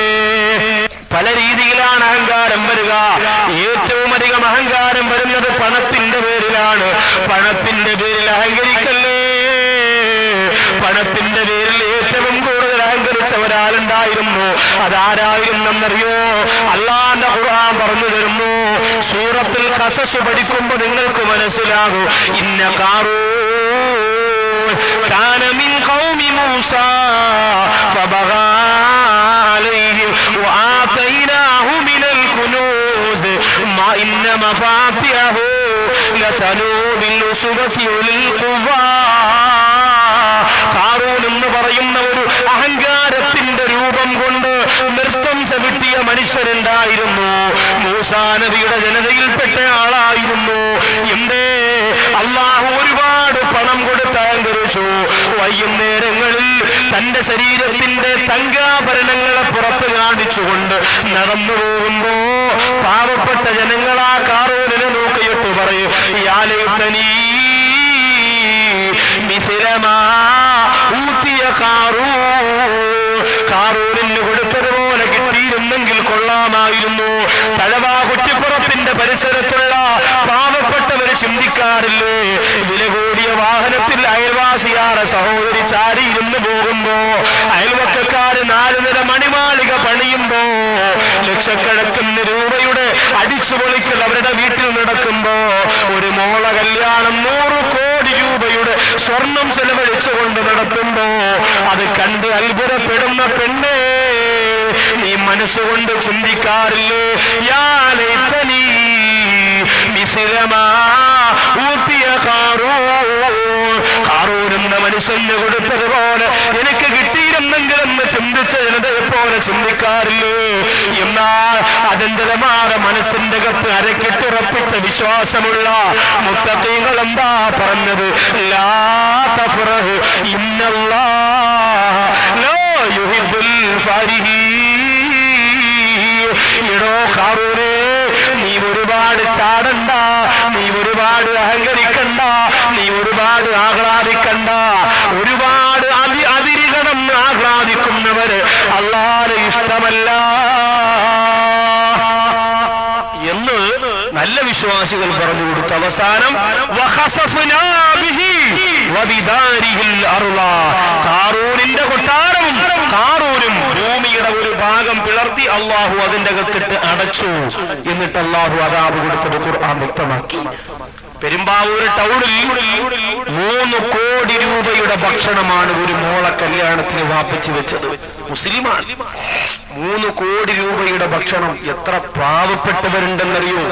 ഒരു മിന്നു കെട്ടാൻ നിവർത്തിയില്ലാതെ, ഒരു രോഗത്തിന് മരുന്ന് വാങ്ങാൻ ഗതിയില്ലാതെ, മലപ്പുറത്തിന്റെ പ്രിയപ്പെട്ടവരെ, മൂത്ത മകന് ക്യാൻസർ വന്നതുകൊണ്ട് ഉമ്മയും ഉപ്പയും കൂടി തീരുമാനിച്ചു മക്കൾക്കും വിഷം കൊടുത്ത് സ്വന്തം വിഷം കഴിച്ച് ചത്തുകളയാം, ലോകത്ത് നിന്ന് റൂഹിനെ വെടിയിപ്പിച്ച് കളയാമെന്ന് തീരുമാനിച്ചു. മലപ്പുറത്ത് ഹോസ്പിറ്റലിൽ നിന്ന് 2.5 വർഷത്തെ ചികിത്സ കഴിഞ്ഞ് തിരുവനന്തപുരം RCCയിലേക്ക് 13കാരനായ മോനെ കൊണ്ടുവേണമെന്ന് ഉപ്പയോട് പറഞ്ഞപ്പോ ഇപ്പൊ മോനെ വീട്ടിലേക്ക് കൊണ്ടുവന്നിട്ട് ഭാര്യയോട് പറഞ്ഞു, ഇനി ആരോട് ചോദിക്കാനാണ്? സംഘടനക്കാര് തന്നു, പ്രസ്ഥാനക്കാര് തന്നു, പള്ളിക്കാര് തന്നു, നാട്ടുകാര് തന്നു, വീട്ടുകാര് തന്നു. ക്യാൻസർ എന്ന രോഗത്തെ തൊട്ട് അല്ലാഹു നമ്മെ കാത്തുരക്ഷിക്കുമാറാകട്ടെ. വന്നാൽ ജീവനും പോവും, സമ്പത്തും പോവും, സ്വസ്ഥതയും പോവും, ജീവിച്ചിരിക്കുന്നവരുടെ മനസ്സിന് സമാധാനവും പോകും. വല്ലാത്ത രോഗമാണ്. അല്ലാഹു ഈ സരസിൽ നിന്ന് ശബ്ദം ശ്രവിക്കുന്ന ആരുടെയെങ്കിലും കുടുംബത്തിൽ ആ രോഗം ബാധിച്ചവരുണ്ടെങ്കിൽ കരുണക്കടലാര ശാഫിയാര കാഫിയായ നാദാ, ഈ നാടിൽ അന്ത്യവിശ്രമം കൊള്ളുന്ന ബഹുമാനനായ ഉസ്താദിന്റെ പോരിശ കൊണ്ട് നുസ്രത്തുൽ അനാം സാധു സംരക്ഷണ സമിതി മുന്നോട്ട് വെക്കുന്ന ലക്ഷ്യങ്ങളുടെ ബർക്കത്ത് കൊണ്ട് ആ രോഗങ്ങളിൽ നിന്ന് അവരെ പരിപൂർണമായി നീ രക്ഷപ്പെടുത്തണേ പടച്ചവനെ. വന്നാൽ ആ രോഗമൊക്കെ മാറുന്ന കാര്യം വലിയ പാടാണ്. അവസാനം ആ ഉപ്പ പോയി 20 രൂപയ്ക്ക് വിഷം വാങ്ങിക്കൊണ്ടുവന്നു. ഭാര്യയോട് പറഞ്ഞു, നമുക്ക് മക്കൾക്ക് കൊടുക്കാം. ഭാര്യ പറഞ്ഞു, എങ്ങനെ കഴിയുന്നു, എങ്ങനെ നിങ്ങൾക്ക് കഴിയുന്നു അങ്ങനെ പറയാ. ആ പിതാവ് പറഞ്ഞു, പെണ്ണെ, എന്റെ മുമ്പ് കിടന്ന് എന്റെ പ്രിയപ്പെട്ട പൊന്നുമോൻ രോഗത്തിന് ചികിത്സിക്കാൻ നിവർത്തിയില്ലാതെ മുമ്പ് കിടന്ന് ഉപ്പാ ഉമ്മാന്ന് വിളിച്ചു ഉരുകി മരിക്കുന്നതിനേക്കാളും നല്ലത് ഇങ്ങനെ മരിക്കലല്ലേ. ഒന്നെങ്കിൽ ചികിത്സിക്കാൻ പൈസ വേണം, അല്ലെങ്കിൽ ഇങ്ങനെ മരിക്കണം. അങ്ങനെ തീരുമാനിച്ചു. മൂന്നാമത്തെ പൊന്നുമോന് ആദ്യത്തെ ആളിന് വിഷം കൊടുത്തു, രണ്ടാമത്തതിന് കൊടുത്തു. മൂന്നാമത്തത് 2 വയസ്സിനകത്ത് പ്രായമുള്ള പുഞ്ചിരി പോലും മായാത്ത ഒരു പൊന്നോമന കുട്ടനായിരുന്നു. സുബ്ഹാനല്ലാഹ്.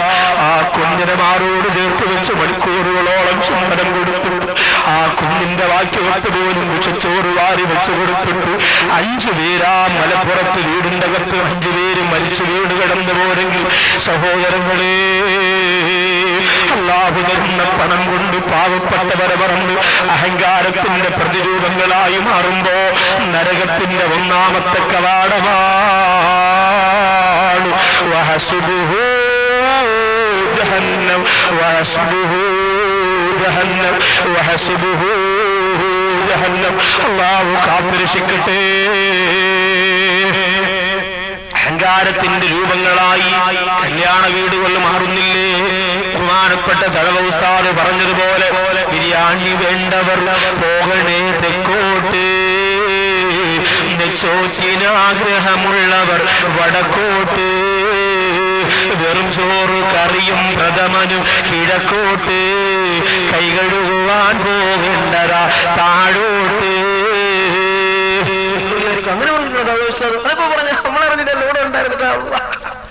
ആ അൽമവാഹിബുൽ ജലിയൊക്കെ വായിച്ചു നോക്കണം. വാങ്ങി അലമാര കൊണ്ട് വെച്ചാൽ പറ്റൂല. അതൊക്കെ നോക്കണം. അതിനകത്തുള്ളതാ എന്ത് രസമായിട്ടാ പറഞ്ഞെന്നറിയോ? അത്ഭുതമാണ് പ്രിയപ്പെട്ടവരെ. മുറ്റത്തെ മുല്ലയ്ക്ക് മണമില്ല എന്ന് പറഞ്ഞത് നിങ്ങൾക്ക് പലർക്കും അത്ഭുതമാണ്. അത്ഭുതത്തിന്റെ രാജകുമാരനാണ് അല്ലാഹു. അദ്ദേഹത്തിന്റെ ഗുരുത്വം നമുക്ക് തരട്ടെ.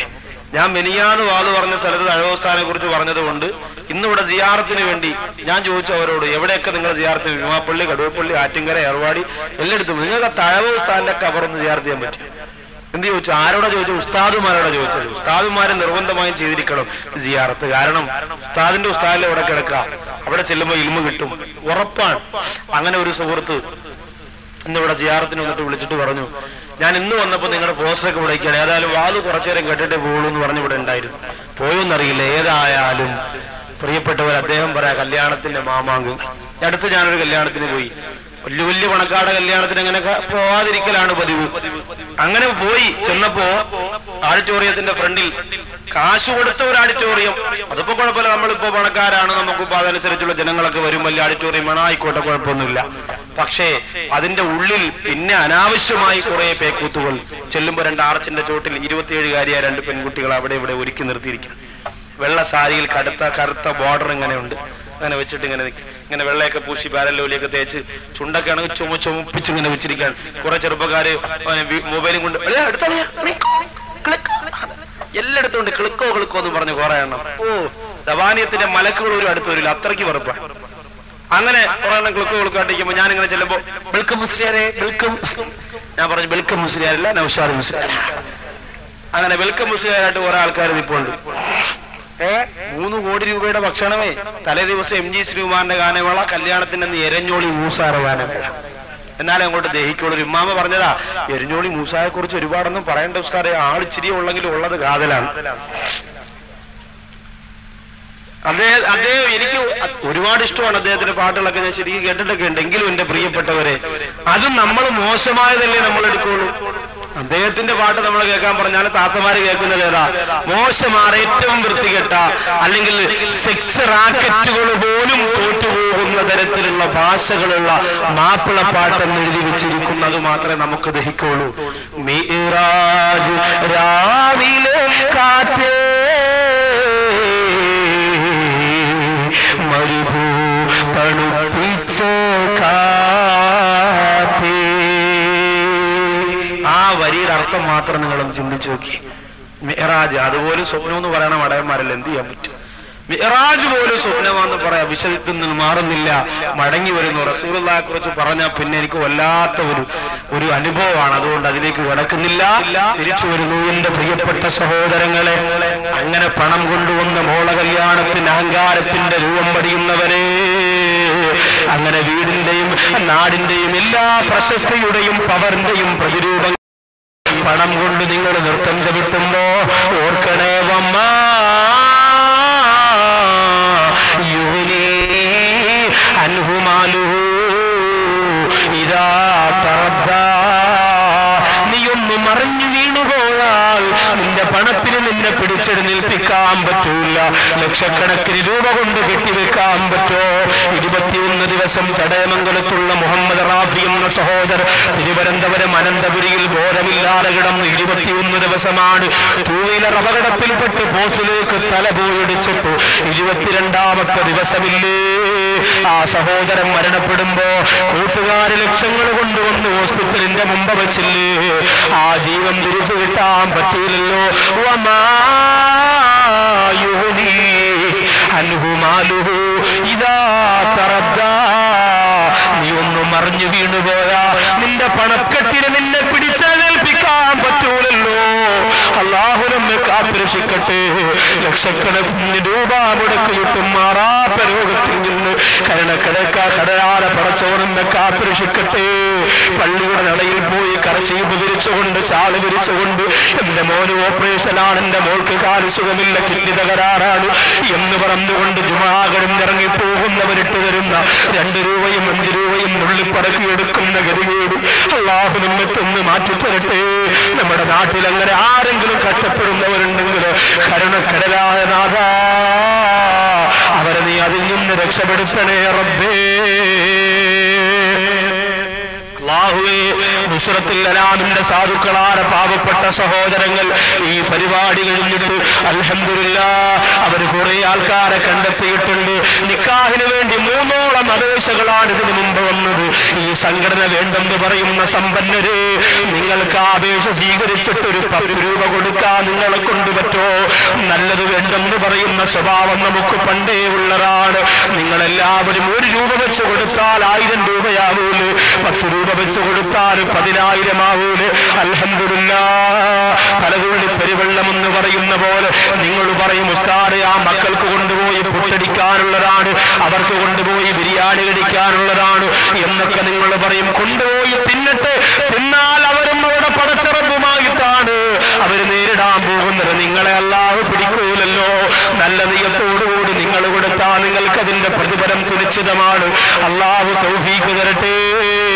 അതുകൊണ്ട് സമ്പത്ത് കൊണ്ട് അഹങ്കാരത്തിന്റെ കോട്ടപടിയാ നിൽക്കുന്നവര്, അഹംഭാവത്തിന്റെ പ്രതിരൂപങ്ങളായി മാറുന്നവര്, അതിനെയെല്ലാം തല്ലി ഉടച്ചിട്ട് വിനയത്തിന്റെ മാതൃകയായി മാറാൻ എന്റെ സഹോദരങ്ങൾ ശ്രമിക്കണം.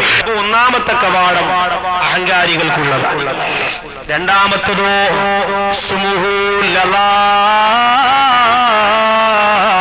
നരകത്തിന്റെ 2ാമത്തെ കവാടത്തിന്റെ പേര് ലലാ എന്നാണ്. ലലാ സാമ്പത്തിക സൂക്ഷ്മതയില്ലാത്തവരാണ് അതിൽ കടന്നു പോകുന്നത്.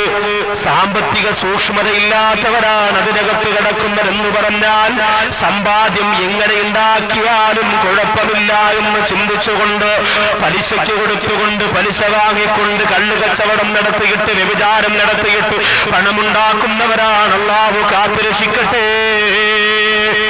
2ാമത്തെ കവാടം ലലാ എന്നാണ് പേര്.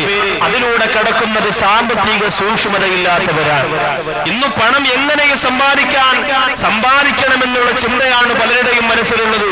സഹോദരങ്ങളെ, ഹൈറായ രീതിയിലൂടെ പണം സമ്പാദിച്ചാൽ അതിനൊരു ബറക്കത്താണ്. ഹറാമിലേക്ക് വിട്ടുപോകാതെ പണം സമ്പാദിച്ചാൽ അതിനൊരു ബറക്കത്താണ്. പലിശ എന്ന് പറയുന്നതിന്റെ പ്രിയപ്പെട്ടവരെ ഇന്ന് തകർത്ത് തിമിർത്ത് ആടിക്കൊണ്ടിരിക്കുകയാണ്.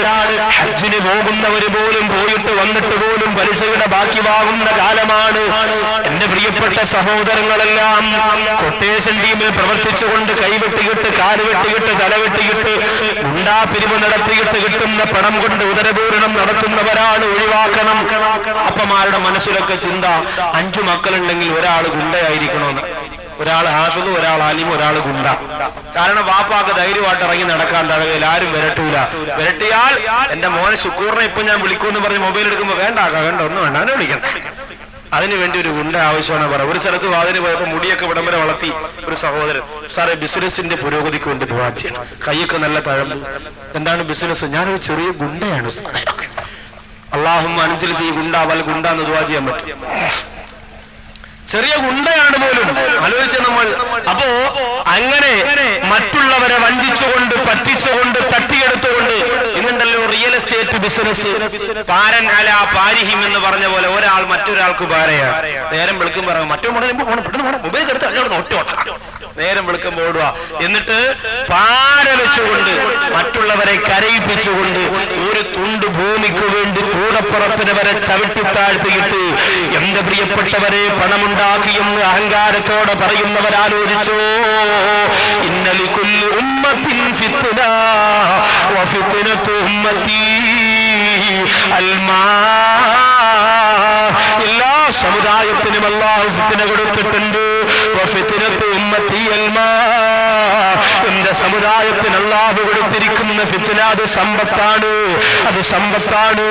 അത് ക്യാൻസറല്ല, ട്യൂമറല്ല, എയ്ഡ്സ് അല്ല, സമ്പത്താണ് എന്ന് ലോകത്തിന്റെ നായകൻ പറയുമ്പോൾ ആ സമ്പത്ത് വരുമ്പോ നമ്മുടെ രൂപം മാറുന്നില്ലേ, നമ്മുടെ കോലം മാറുന്നില്ലേ, നമ്മുടെ ഭാവം മാറുന്നില്ലേ?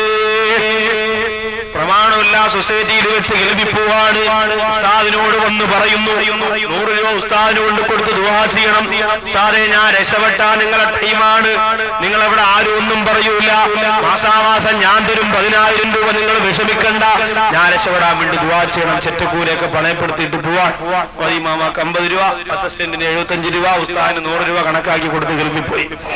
ഉസ്താദ് കരഞ്ഞു വിളിച്ചൊരു ദുആ അങ്ങോട്ട് ചെയ്ത് ചെന്ന് കയറി ഉടനെ അവൻ തിരിച്ച് നാട്ടിൽ വിളിച്ചു, ഉമ്മച്ചി ഉസ്താദിന്റെ ദുആ കബൂലായി ഉമ്മ. കണ്ണു കണ്ടുകൂടാത്തൊരു പൊട്ടൻ അറബിയാണ് എനിക്ക് കിട്ടിയതല്ല, എത്ര വാരിക്കൊണ്ടുവന്നേരം ഒന്നോണം അറിയൂല ഉസ്താദ് കിടിലൻ തന്നെ. 2 കൊല്ലം അവിടെ നിന്ന് 25 കൊല്ലം ഒരാൾ നിന്ന് മോട്ടിച്ചാ കിട്ടുന്ന പൈസ മൊത്തം ഉണ്ടാക്കി നാട്ടിൽ വന്നു. വന്നപ്പോ ഉസ്താദ് വിചാരിച്ചിരുന്നു ഗോള് തന്നെ നമ്മൾ ദുആയൊക്കെ ചെയ്ത് സെറ്റപ്പായ പയ്യൻ വന്നു. ഉസ്താദിനെ കണ്ടോന്നെ ഉസ്താദ് ഓടിച്ചെന്ന് ഉസ്താദ് ചോദിച്ചു, ഉസ്താദിന്റെ സ്ഥലം ഇവിടെ തഴവേലോ? ശരി ഉസ്താദ് ചോദിച്ചു, എന്തുകൂടെ എന്റെ കവലിനകത്ത് ചേമ്പ വെച്ചിട്ടിരിക്കുകയാണ്, സംസാരിക്കാൻ വയ്യ, വയറൊക്കെ ഇറങ്ങി കവളൊക്കെ പെരുവി ഉസ്താദ് സ്ഥലം ഉസ്താദ് അന്തം വിട്ടുപോയി. കാരണം എന്താണെന്നറിയോ? കുറച്ച് നോട്ട് കെട്ടുകൾ ഇപ്പൊ അവന് കിട്ടി, അതാണ് ഈ മാറ്റം. ഉസ്താദിനെ അറിയാൻ വയ്യ. മോദി സാഹിബ് ഓടി വന്നിപ്പോ കിട്ടുമെന്നും പറഞ്ഞു ചവിട്ടി തൂത്തുകൊണ്ട് വണ്ടി എടുത്തോണ്ട് ഒറ്റ പോക്ക്. ആരെയും തിരിച്ചറിയുന്നില്ല. പണ്ട് അവസാനം പോക്കത്തി കിടന്ന 10 രൂപ കാണിക്ക വണ്ടിയിലേക്ക് ഇട്ടുകൊടുത്തു പോയ ഓർമ്മ പോലും ഇന്നവനില്ല. എന്തുകൊണ്ട്? പണം വന്നു മൂടിയതുകൊണ്ട്. പാവപ്പെട്ട ചെറ്റക്കൂരയിൽ കഴിഞ്ഞിരുന്ന പാവപ്പെട്ട പെൺകുട്ടികളെ എത്രയോ മിടുക്കന്മാരായ സഹോദരങ്ങൾ സ്ത്രീധനോ അച്ചാരോ ഒന്നും വേണ്ടാന്ന് പറഞ്ഞു കൊണ്ടുപോയി നിക്കാഹ് കഴിച്ച് വീട്ടിൽ കൊണ്ടുപോയി. ഇന്ന് ഏറ്റവും കൂടുതൽ അഹങ്കരിക്കുന്നത് അന്ന് പാവപ്പെട്ട കുള്ളി ജീവിച്ച പെൺകുട്ടികളാണ്. കാരണം എന്താ? ഇന്നവർക്ക് സെറ്റപ്പായി, ഇന്നവർക്ക് പണമായി, ഇന്നവർക്ക് മൊബൈലായി. ഇന്ന് പിന്നെ ഭർത്താവ് വരച്ച വരയിൽ നിൽക്കുന്നു. ഇന്ന് പിന്നെ എവിടെ ആ മോഡലൊക്കെ ആയി, പണം ഒരുപാടായി. ഇന്ന് എന്റെ പ്രിയപ്പെട്ടവരെ, പർദ്ദയ്ക്കകത്ത് ചുരിദാറിനകത്ത് 4 പോക്കറ്റും 10 മൊബൈലും 100 മെമ്മറി കാർഡും 500 സിമ്മുമില്ലാത്ത പെണ്ണ് നമ്മുടെ നാട്ടിലില്ലാത്ത അവസ്ഥ വരെയും. അഹങ്കാരത്തിന്റെ പ്രതിരൂപങ്ങളായി എല്ലാ പെൺകുട്ടികളും ബൈക്കും ബുള്ളറ്റും ഓടിച്ചു തുടങ്ങി.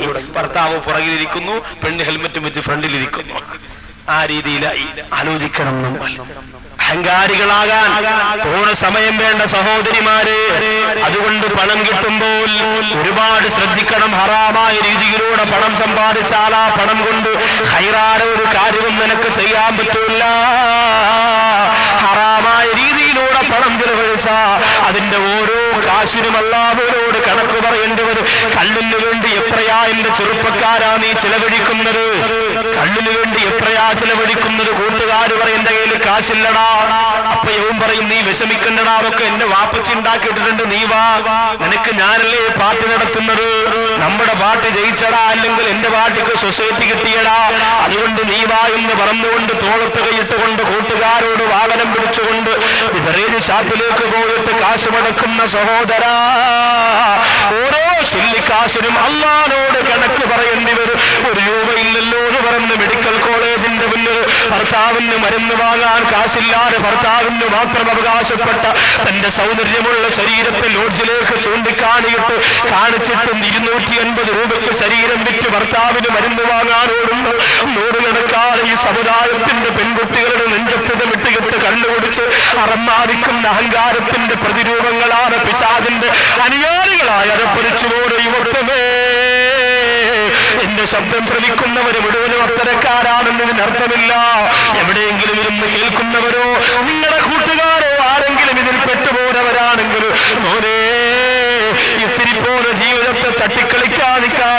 അള്ളാന്റെ പൊരുത്തത്തിലേക്ക് പറവകളെ പോലെ ചിറക് വെച്ച് പറന്നുയരാനുള്ള സമയം വൈകിപ്പോയെന്ന് പറഞ്ഞ് മനസ്സിലാക്കി കൊടുത്തിട്ട് നാളെ ഇവിടെ കൊണ്ടുവന്നിരിപ്പിക്കോ.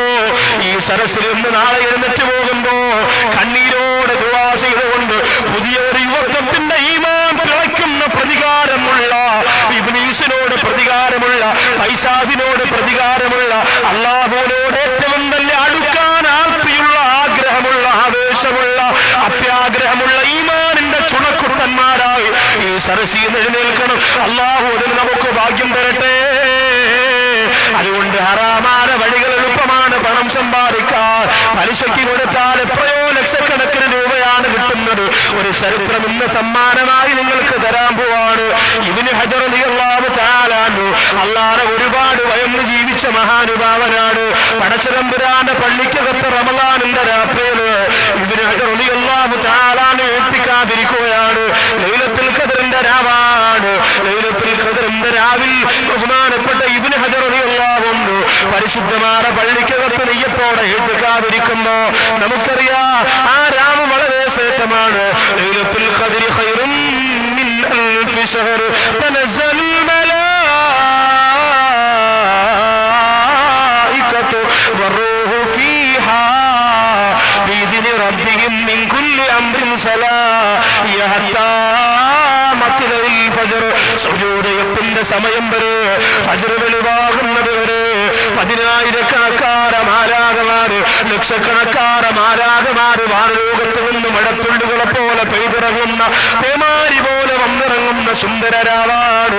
ആ രാവിലെ അല്ലാഹുവിന്റെ പള്ളിക്കകത്ത് ഇഅ്തികാഫിന് നിയ്യത്ത് ചെയ്തുകൊണ്ട് ഇബ്നു ഹജർ റളിയല്ലാഹു അൻഹു കഴിഞ്ഞുകൂടുമ്പോ പാതിരാത്രി മനസ്സുകൊണ്ട് ചിന്തിക്കുന്നു, അല്ലാഹ് എന്ത് ഉപ്പിച്ചാന അടക്കിയിരിക്കുന്നത് ഈ ഖബറിലല്ലേ, ഈ പള്ളിയുടെ ഖബർസ്ഥാനിലല്ലേ എന്റെ ഉപ്പാറ അടക്കിയിരിക്കുന്നതല്ല. അതുകൊണ്ട് ഉപ്പാടെ ഖബറിലേക്കൊന്ന് ചെല്ലാ, ഈ രാത്രി ഒന്ന് സിയാറത്ത് ചെയ്യാ, ഈ രാത്രി ഒന്ന് ദുആ ചെയ്യാ എന്ന് പറഞ്ഞുകൊണ്ട് ഇബ്നു ഹജർ റളിയല്ലാഹു അൻഹു കുറ്റാങ്കുറ്റിരുട്ടിൽ പള്ളിക്കാടിലേക്ക് നടന്നു പോവാണ്. ഉപ്പച്ചാന്റെ ഖബറിന്റെ അടുത്തേക്ക് ചെല്ലുകയാണ്. അവിടെ ചെന്നിട്ട് ഉപ്പച്ചാന്റെ ഖബറിലേക്ക് നോക്കി സലാം പറയുകയാണ്. കൊതിയില്ലേ ഉപ്പമാരെ, മുഖ്ലിസീങ്ങളാണ് മുത്തഖീങ്ങളാണ് മക്കളെ ദുനിയാവിൽ വെച്ചിട്ട് മരിച്ചുപോയാ നീ വിഷമിക്കണ്ട മോനെ. നിന്റെ ഖബറിന്റെ അടുത്തേക്ക് പ്രിയപ്പെട്ട മക്കൾ വന്ന് ദുആ ചെയ്യുമ്പോ, പ്രത്യേകിച്ച് റമളാനിന്റെ രാത്രിയല്ലേ, ലൈലത്തുൽ ഖദറിന്റെ രാവല്ലേ, വല്ലാത്ത സുഖമായിരിക്കുമല്ലോ. എന്റെ വാപ്പാക്ക് പുറത്തു കൊടുക്കണേ അല്ലാ, ഖബർ വിശാലമാക്കണേ അല്ലാ എന്ന് പറഞ്ഞുകൊണ്ട് ഇബ്നു ഹജർ റളിയല്ലാഹു അൻഹു റമളാന്റെ രാത്രിയിൽ ലൈലത്തുൽ ഖദറിന്റെ രാത്രിയിൽ ദുആ അരക്കുമ്പോ ആ കുറ്റാകുറ്റിരുട്ടിൽ പള്ളിയുടെ ഏതോ ഭാഗത്തു നിന്ന് ഭയാനകരമായ ഒരു ശബ്ദം മുടങ്ങി കേൾക്കുകയാണ്. ഞെട്ടിത്തരിച്ചുപോയി, റബ്ബേ ആരാണ് ഈ നിലവിളിക്കുന്നത്, ആരാണ് ഈ പൊട്ടിക്കരയുന്നത്? വല്ലാത്ത അന്തം വിട്ടന്താളിച്ച പോലെ പൊട്ടിക്കരച്ചിലാണ്. ആരാണെന്നറിയാൻ വയ്യ. ജീവനോടെ തീക്കുണ്ടാരത്തിലേക്ക് വലിച്ചെറിയുമ്പോ നിലവിളിക്കുന്ന പോലെ, ജീവനുള്ള ശരീരത്തിന്റെ തൊലി വലിച്ചെറിയുമ്പോ പൊട്ടിക്കരയുന്ന പോലെ, കഷണമായി മുറിച്ചെറിയുമ്പോ നിലവിളിക്കുന്ന പോലെ ഒരു മനുഷ്യൻ കിടന്ന് നിലവിളിക്കുന്നു. എന്തെന്നറിയാറ് ഇബ്നു ഹജർ റളിയല്ലാഹു അൻഹു ഏത് ഭാഗത്തു നിന്നാണ് കേൾക്കുന്നതെന്നറിയാറ്. പള്ളിയുടെ പള്ളിപ്പറമ്പാകുന്ന ഖബറിന്റെ ഭാഗത്ത് മുഴുവനും ഇങ്ങനെ കറങ്ങിപ്പോകുമ്പോ അതേ കാടുകൾക്കിടയിൽ നിറയ്ക്കപ്പെട്ടിരിക്കുന്ന ഒരു ഖബറ്, ഇടിഞ്ഞുപോലെ കുടുങ്ങിത്താണു പോയ ഒരു ഖബറ്. സുബ്ഹാനല്ലാഹ്, ആ ഖബറിന്റെ അകത്ത് നിന്നാണ് ഈ നിലവിളി കേട്ടത്. ഇബ്നു ഹജർ റളിയല്ലാഹു അൻഹു ഞെട്ടിത്തരിച്ചു പോയി, മുട്ടുകാല് വിറച്ചുപോയി, പള്ളിയിലേക്ക് പോയി. സുബ്ഹ് നിസ്കാരത്തിന് പള്ളിയിൽ വന്ന ഏറ്റവും പ്രായം കൂടിയ ഒരു ഉപ്പാനോട് പറഞ്ഞു, ഉപ്പാ ഒരു ഖബർ ഞാൻ കാണിച്ചു തന്നാൽ അതിനകത്ത് ആരെയാണ് അടക്കപ്പെട്ടിരിക്കുന്നതെന്ന് ഉപ്പയൊന്ന് പറയുമോ? ആ ഉപ്പ പറയുന്ന തങ്ങള് 30 വർഷമായിട്ട് ഇവിടെ ആരെയൊക്കെ അടക്കിയിട്ടുണ്ടോ അവരുടെ പേരെനിക്കറിയാം, അവരുടെ ഖബർ എനിക്കറിയാം. ഇബ്നു ഹജർ റളിയല്ലാഹു അൻഹു ആ പ്രിയപ്പെട്ട ഉപ്പാന്റെ കയ്യും പിടിച്ചുകൊണ്ട് ചെല്ലുകയാണ്. രാത്രിയിൽ താൻ നിലവിളി കേട്ട പൊട്ടിക്കരച്ചിൽ കേട്ട ഖബറിന്റെ ഭാഗത്തേക്ക് കൊണ്ടുപോയിട്ട് ചോദിക്കുന്നു, ഉപ്പാ ഇതാരുടെ ഖബറാണ് ഉപ്പാ? ആ ഉപ്പ പറയുന്നു, തങ്ങള് ഈ ഖബറിന്റെ അകത്ത് നിന്ന് നിലവിളി കേൾക്കാൻ സാധ്യതയില്ല.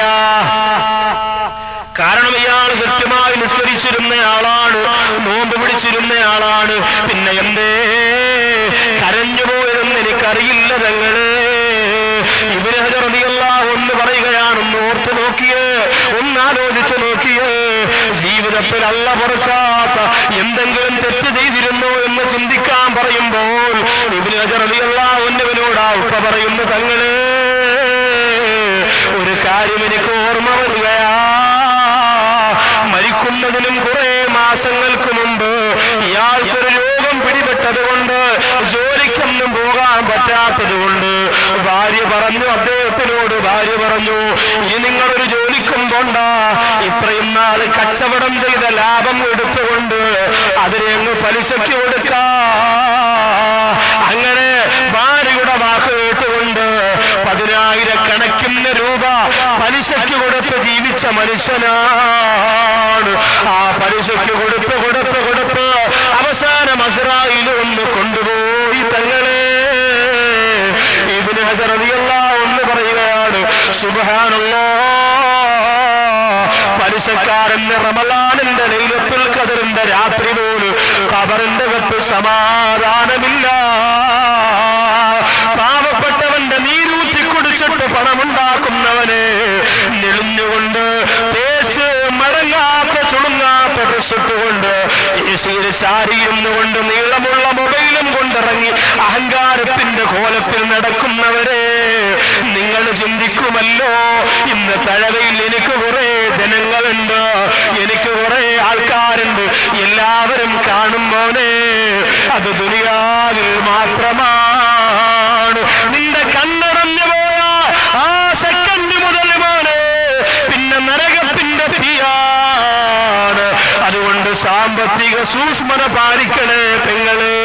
ഹറാമായത് കടത്തിയിടല്ലേ, ഹറാമായത് കഴിക്കല്ലേ. എന്തിനേറെ ഒരു തുണിക്കടയിലേക്ക് തുണിയെടുക്കാൻ പോയാൽ ആ കടയിൽ ചെന്നിട്ട് 600 രൂപയുടെ സാരി 400 രൂപയ്ക്ക് വാങ്ങിക്കൊണ്ടുവരുമ്പോ കടക്കാരൻ പറയുന്നു, ഗതിയില്ലാതെ സമ്മതിച്ചതാണെന്നൊരു വാക്ക് പറഞ്ഞാൽ 200 രൂപയുടെ ഭാഗം ഹറാമാണ് പെണ്ണേ. സാരി കൊടുത്തുകൊണ്ട് നിസ്കരിച്ച നിന്റെ നിസ്കാരം ശരിയല്ല. കടക്കാരെ പറ്റിച്ചു കൊണ്ടുവന്ന പർദ്ദയുണ്ടല്ലോ, ആ പർദ്ദയിട്ടുകൊണ്ട് നിസ്കരിച്ച നിന്റെ നിസ്കാരം ശരിയല്ല. എന്റെ പ്രിയപ്പെട്ട ചെറുപ്പക്കാരാ, പെരുന്നാളിന് ജീൻസ് വാങ്ങാൻ പോയി 1100 രൂപയുടെ ജീൻസ് പറഞ്ഞ് ശല്യം കാരണം അവസാനം 500 രൂപയ്ക്കാണ് നിനക്ക് തന്നതെങ്കിൽ മോനെ നല്ല മനസ്സോടെ പൊരുത്തത്തോടു കൂടിയല്ല വില കുറച്ച് തന്നതെങ്കിൽ അത് ഹറാമാണ് മോനെ, അതുപോലും ഹറാമാണ്. പലിശ മാത്രമല്ല ഹറാമായത്, അയൽവാസിയുടെ പൊരുത്തമില്ലാതെ അവരുടെ മാവിൽ നിൽക്കുന്ന മാമ്പഴം അടർന്നു വീണതില്ലേ, അത് പെറുക്കി മക്കൾക്ക് കൊടുക്കുന്നത് പോലും ഹറാമാണ്. അബൂ ദുജാന റളിയല്ലാഹു അൻഹു അതുകൊണ്ടല്ലേ നബി തങ്ങളോട് പറഞ്ഞത്, നബിയേ ഇന്ന് സുബഹി കഴിഞ്ഞ് ഒരുപാട് നേരം എനിക്ക് പള്ളിയിലിരിക്കാൻ പറ്റൂല. ഇന്നലെ ഞാനങ്ങനെ ഇരുന്നിട്ട് ചെന്നപ്പോ ജോലി കുറച്ച് ദിവസം കൊണ്ടില്ല നബിയേ, അതുകൊണ്ട് കുടുംബം പട്ടിണിയാണ് നബിയേ. എന്റെ പ്രിയപ്പെട്ട മക്കള് വിശന്ന് തളർന്ന് വീടിന്റെ മുമ്പിലേക്ക് വന്ന് അബീ അബീ എന്ന് വിളിച്ചുകൊണ്ട് കരഞ്ഞപ്പോ അപ്പുറത്ത് താമസിക്കുന്ന ജൂതന്റെ ആ വൃക്ഷത്തിൽ നിന്ന് ഫലങ്ങൾ ഇങ്ങനെ പഴുപ്പന്റെ വീട് മുറ്റത്തേക്ക് വീണതാണ്. ആ മക്കള് പോയി ഇഴന്നെടുത്ത് കഴിച്ചു നബിയേ. ഞാൻ വേഗം ചെന്നിട്ട് വിശന്ന് വലന്ന എന്റെ മക്കളുടെ വായ്ക്കകത്തേക്ക് കൈ കടത്തിയിട്ട് അതിന് പുറത്തേക്ക് ഛർദിപ്പിച്ചു കളഞ്ഞു നബിയേ എന്ന് പറയുമ്പോ അവരുടെ അനുയായികളായി മര്യാദയുടെ മഹിതത്വങ്ങൾ സ്വീകരിച്ചുകൊണ്ട് ജീവിക്കാനുള്ള ഇന്ന് വിദേശ രാജ്യത്ത് വലിയ മോഷണം നടത്തുന്നില്ലേ? സൗദി അറേബ്യ എന്ന പരിശുദ്ധമായ രാജ്യത്ത് പോലും കള്ളം പഠിച്ചുകൊണ്ട് മോഷണം പഠിച്ചുകൊണ്ട് എന്റെ പ്രിയപ്പെട്ടവരെ എത്രയോ സ്ഥാപനങ്ങളിൽ നിന്ന് കൈയിട്ട് വാരിയിട്ട് നാട്ടിൽ വന്നിട്ട് ആഡംബരത്തോടെ ജീവിക്കുന്നില്ലേ? മോനെ അവിടെ പോയി അറബിയെ പറ്റിച്ച് പണമുണ്ടാക്കിയിട്ട് നാട്ടിൽ വിളിച്ചു പറയും, വാപ്പാ റെഡിയായിക്കോ ഹജ്ജിന് പോകണം, ഉമ്മ റെഡിയായിക്കോ ഹജ്ജിന് പോണം. കുറെ അറബികളൊക്കെ ഞാൻ യത്തീംഖാനയിലാക്കിയിട്ടുണ്ട്, എല്ലാം കൂടെ വാരിക്കൊണ്ട് വരെയാണ് റെഡിയായിക്കോ എന്ന് പറഞ്ഞ് 90 വയസ്സായ വാപ്പാനെ ഉമ്മാനെ മക്കത്ത് കൊണ്ടുപോയി ചുമന്നിറക്കുമ്പോ അള്ളാഹ് അങ്ങ് പൊരുത്തപ്പെടുമെന്ന് കരുതണ്ട മോനെ. സൗദി അറേബ്യയിൽ 6200 രൂപ മാസശമ്പളം വാങ്ങി 2.5 വർഷം കൊണ്ട് ജോലി ചെയ്യുന്ന ഒരു സഹോദരനെ മക്കത്ത് വെച്ച് കണ്ടതാണ്. എന്തേ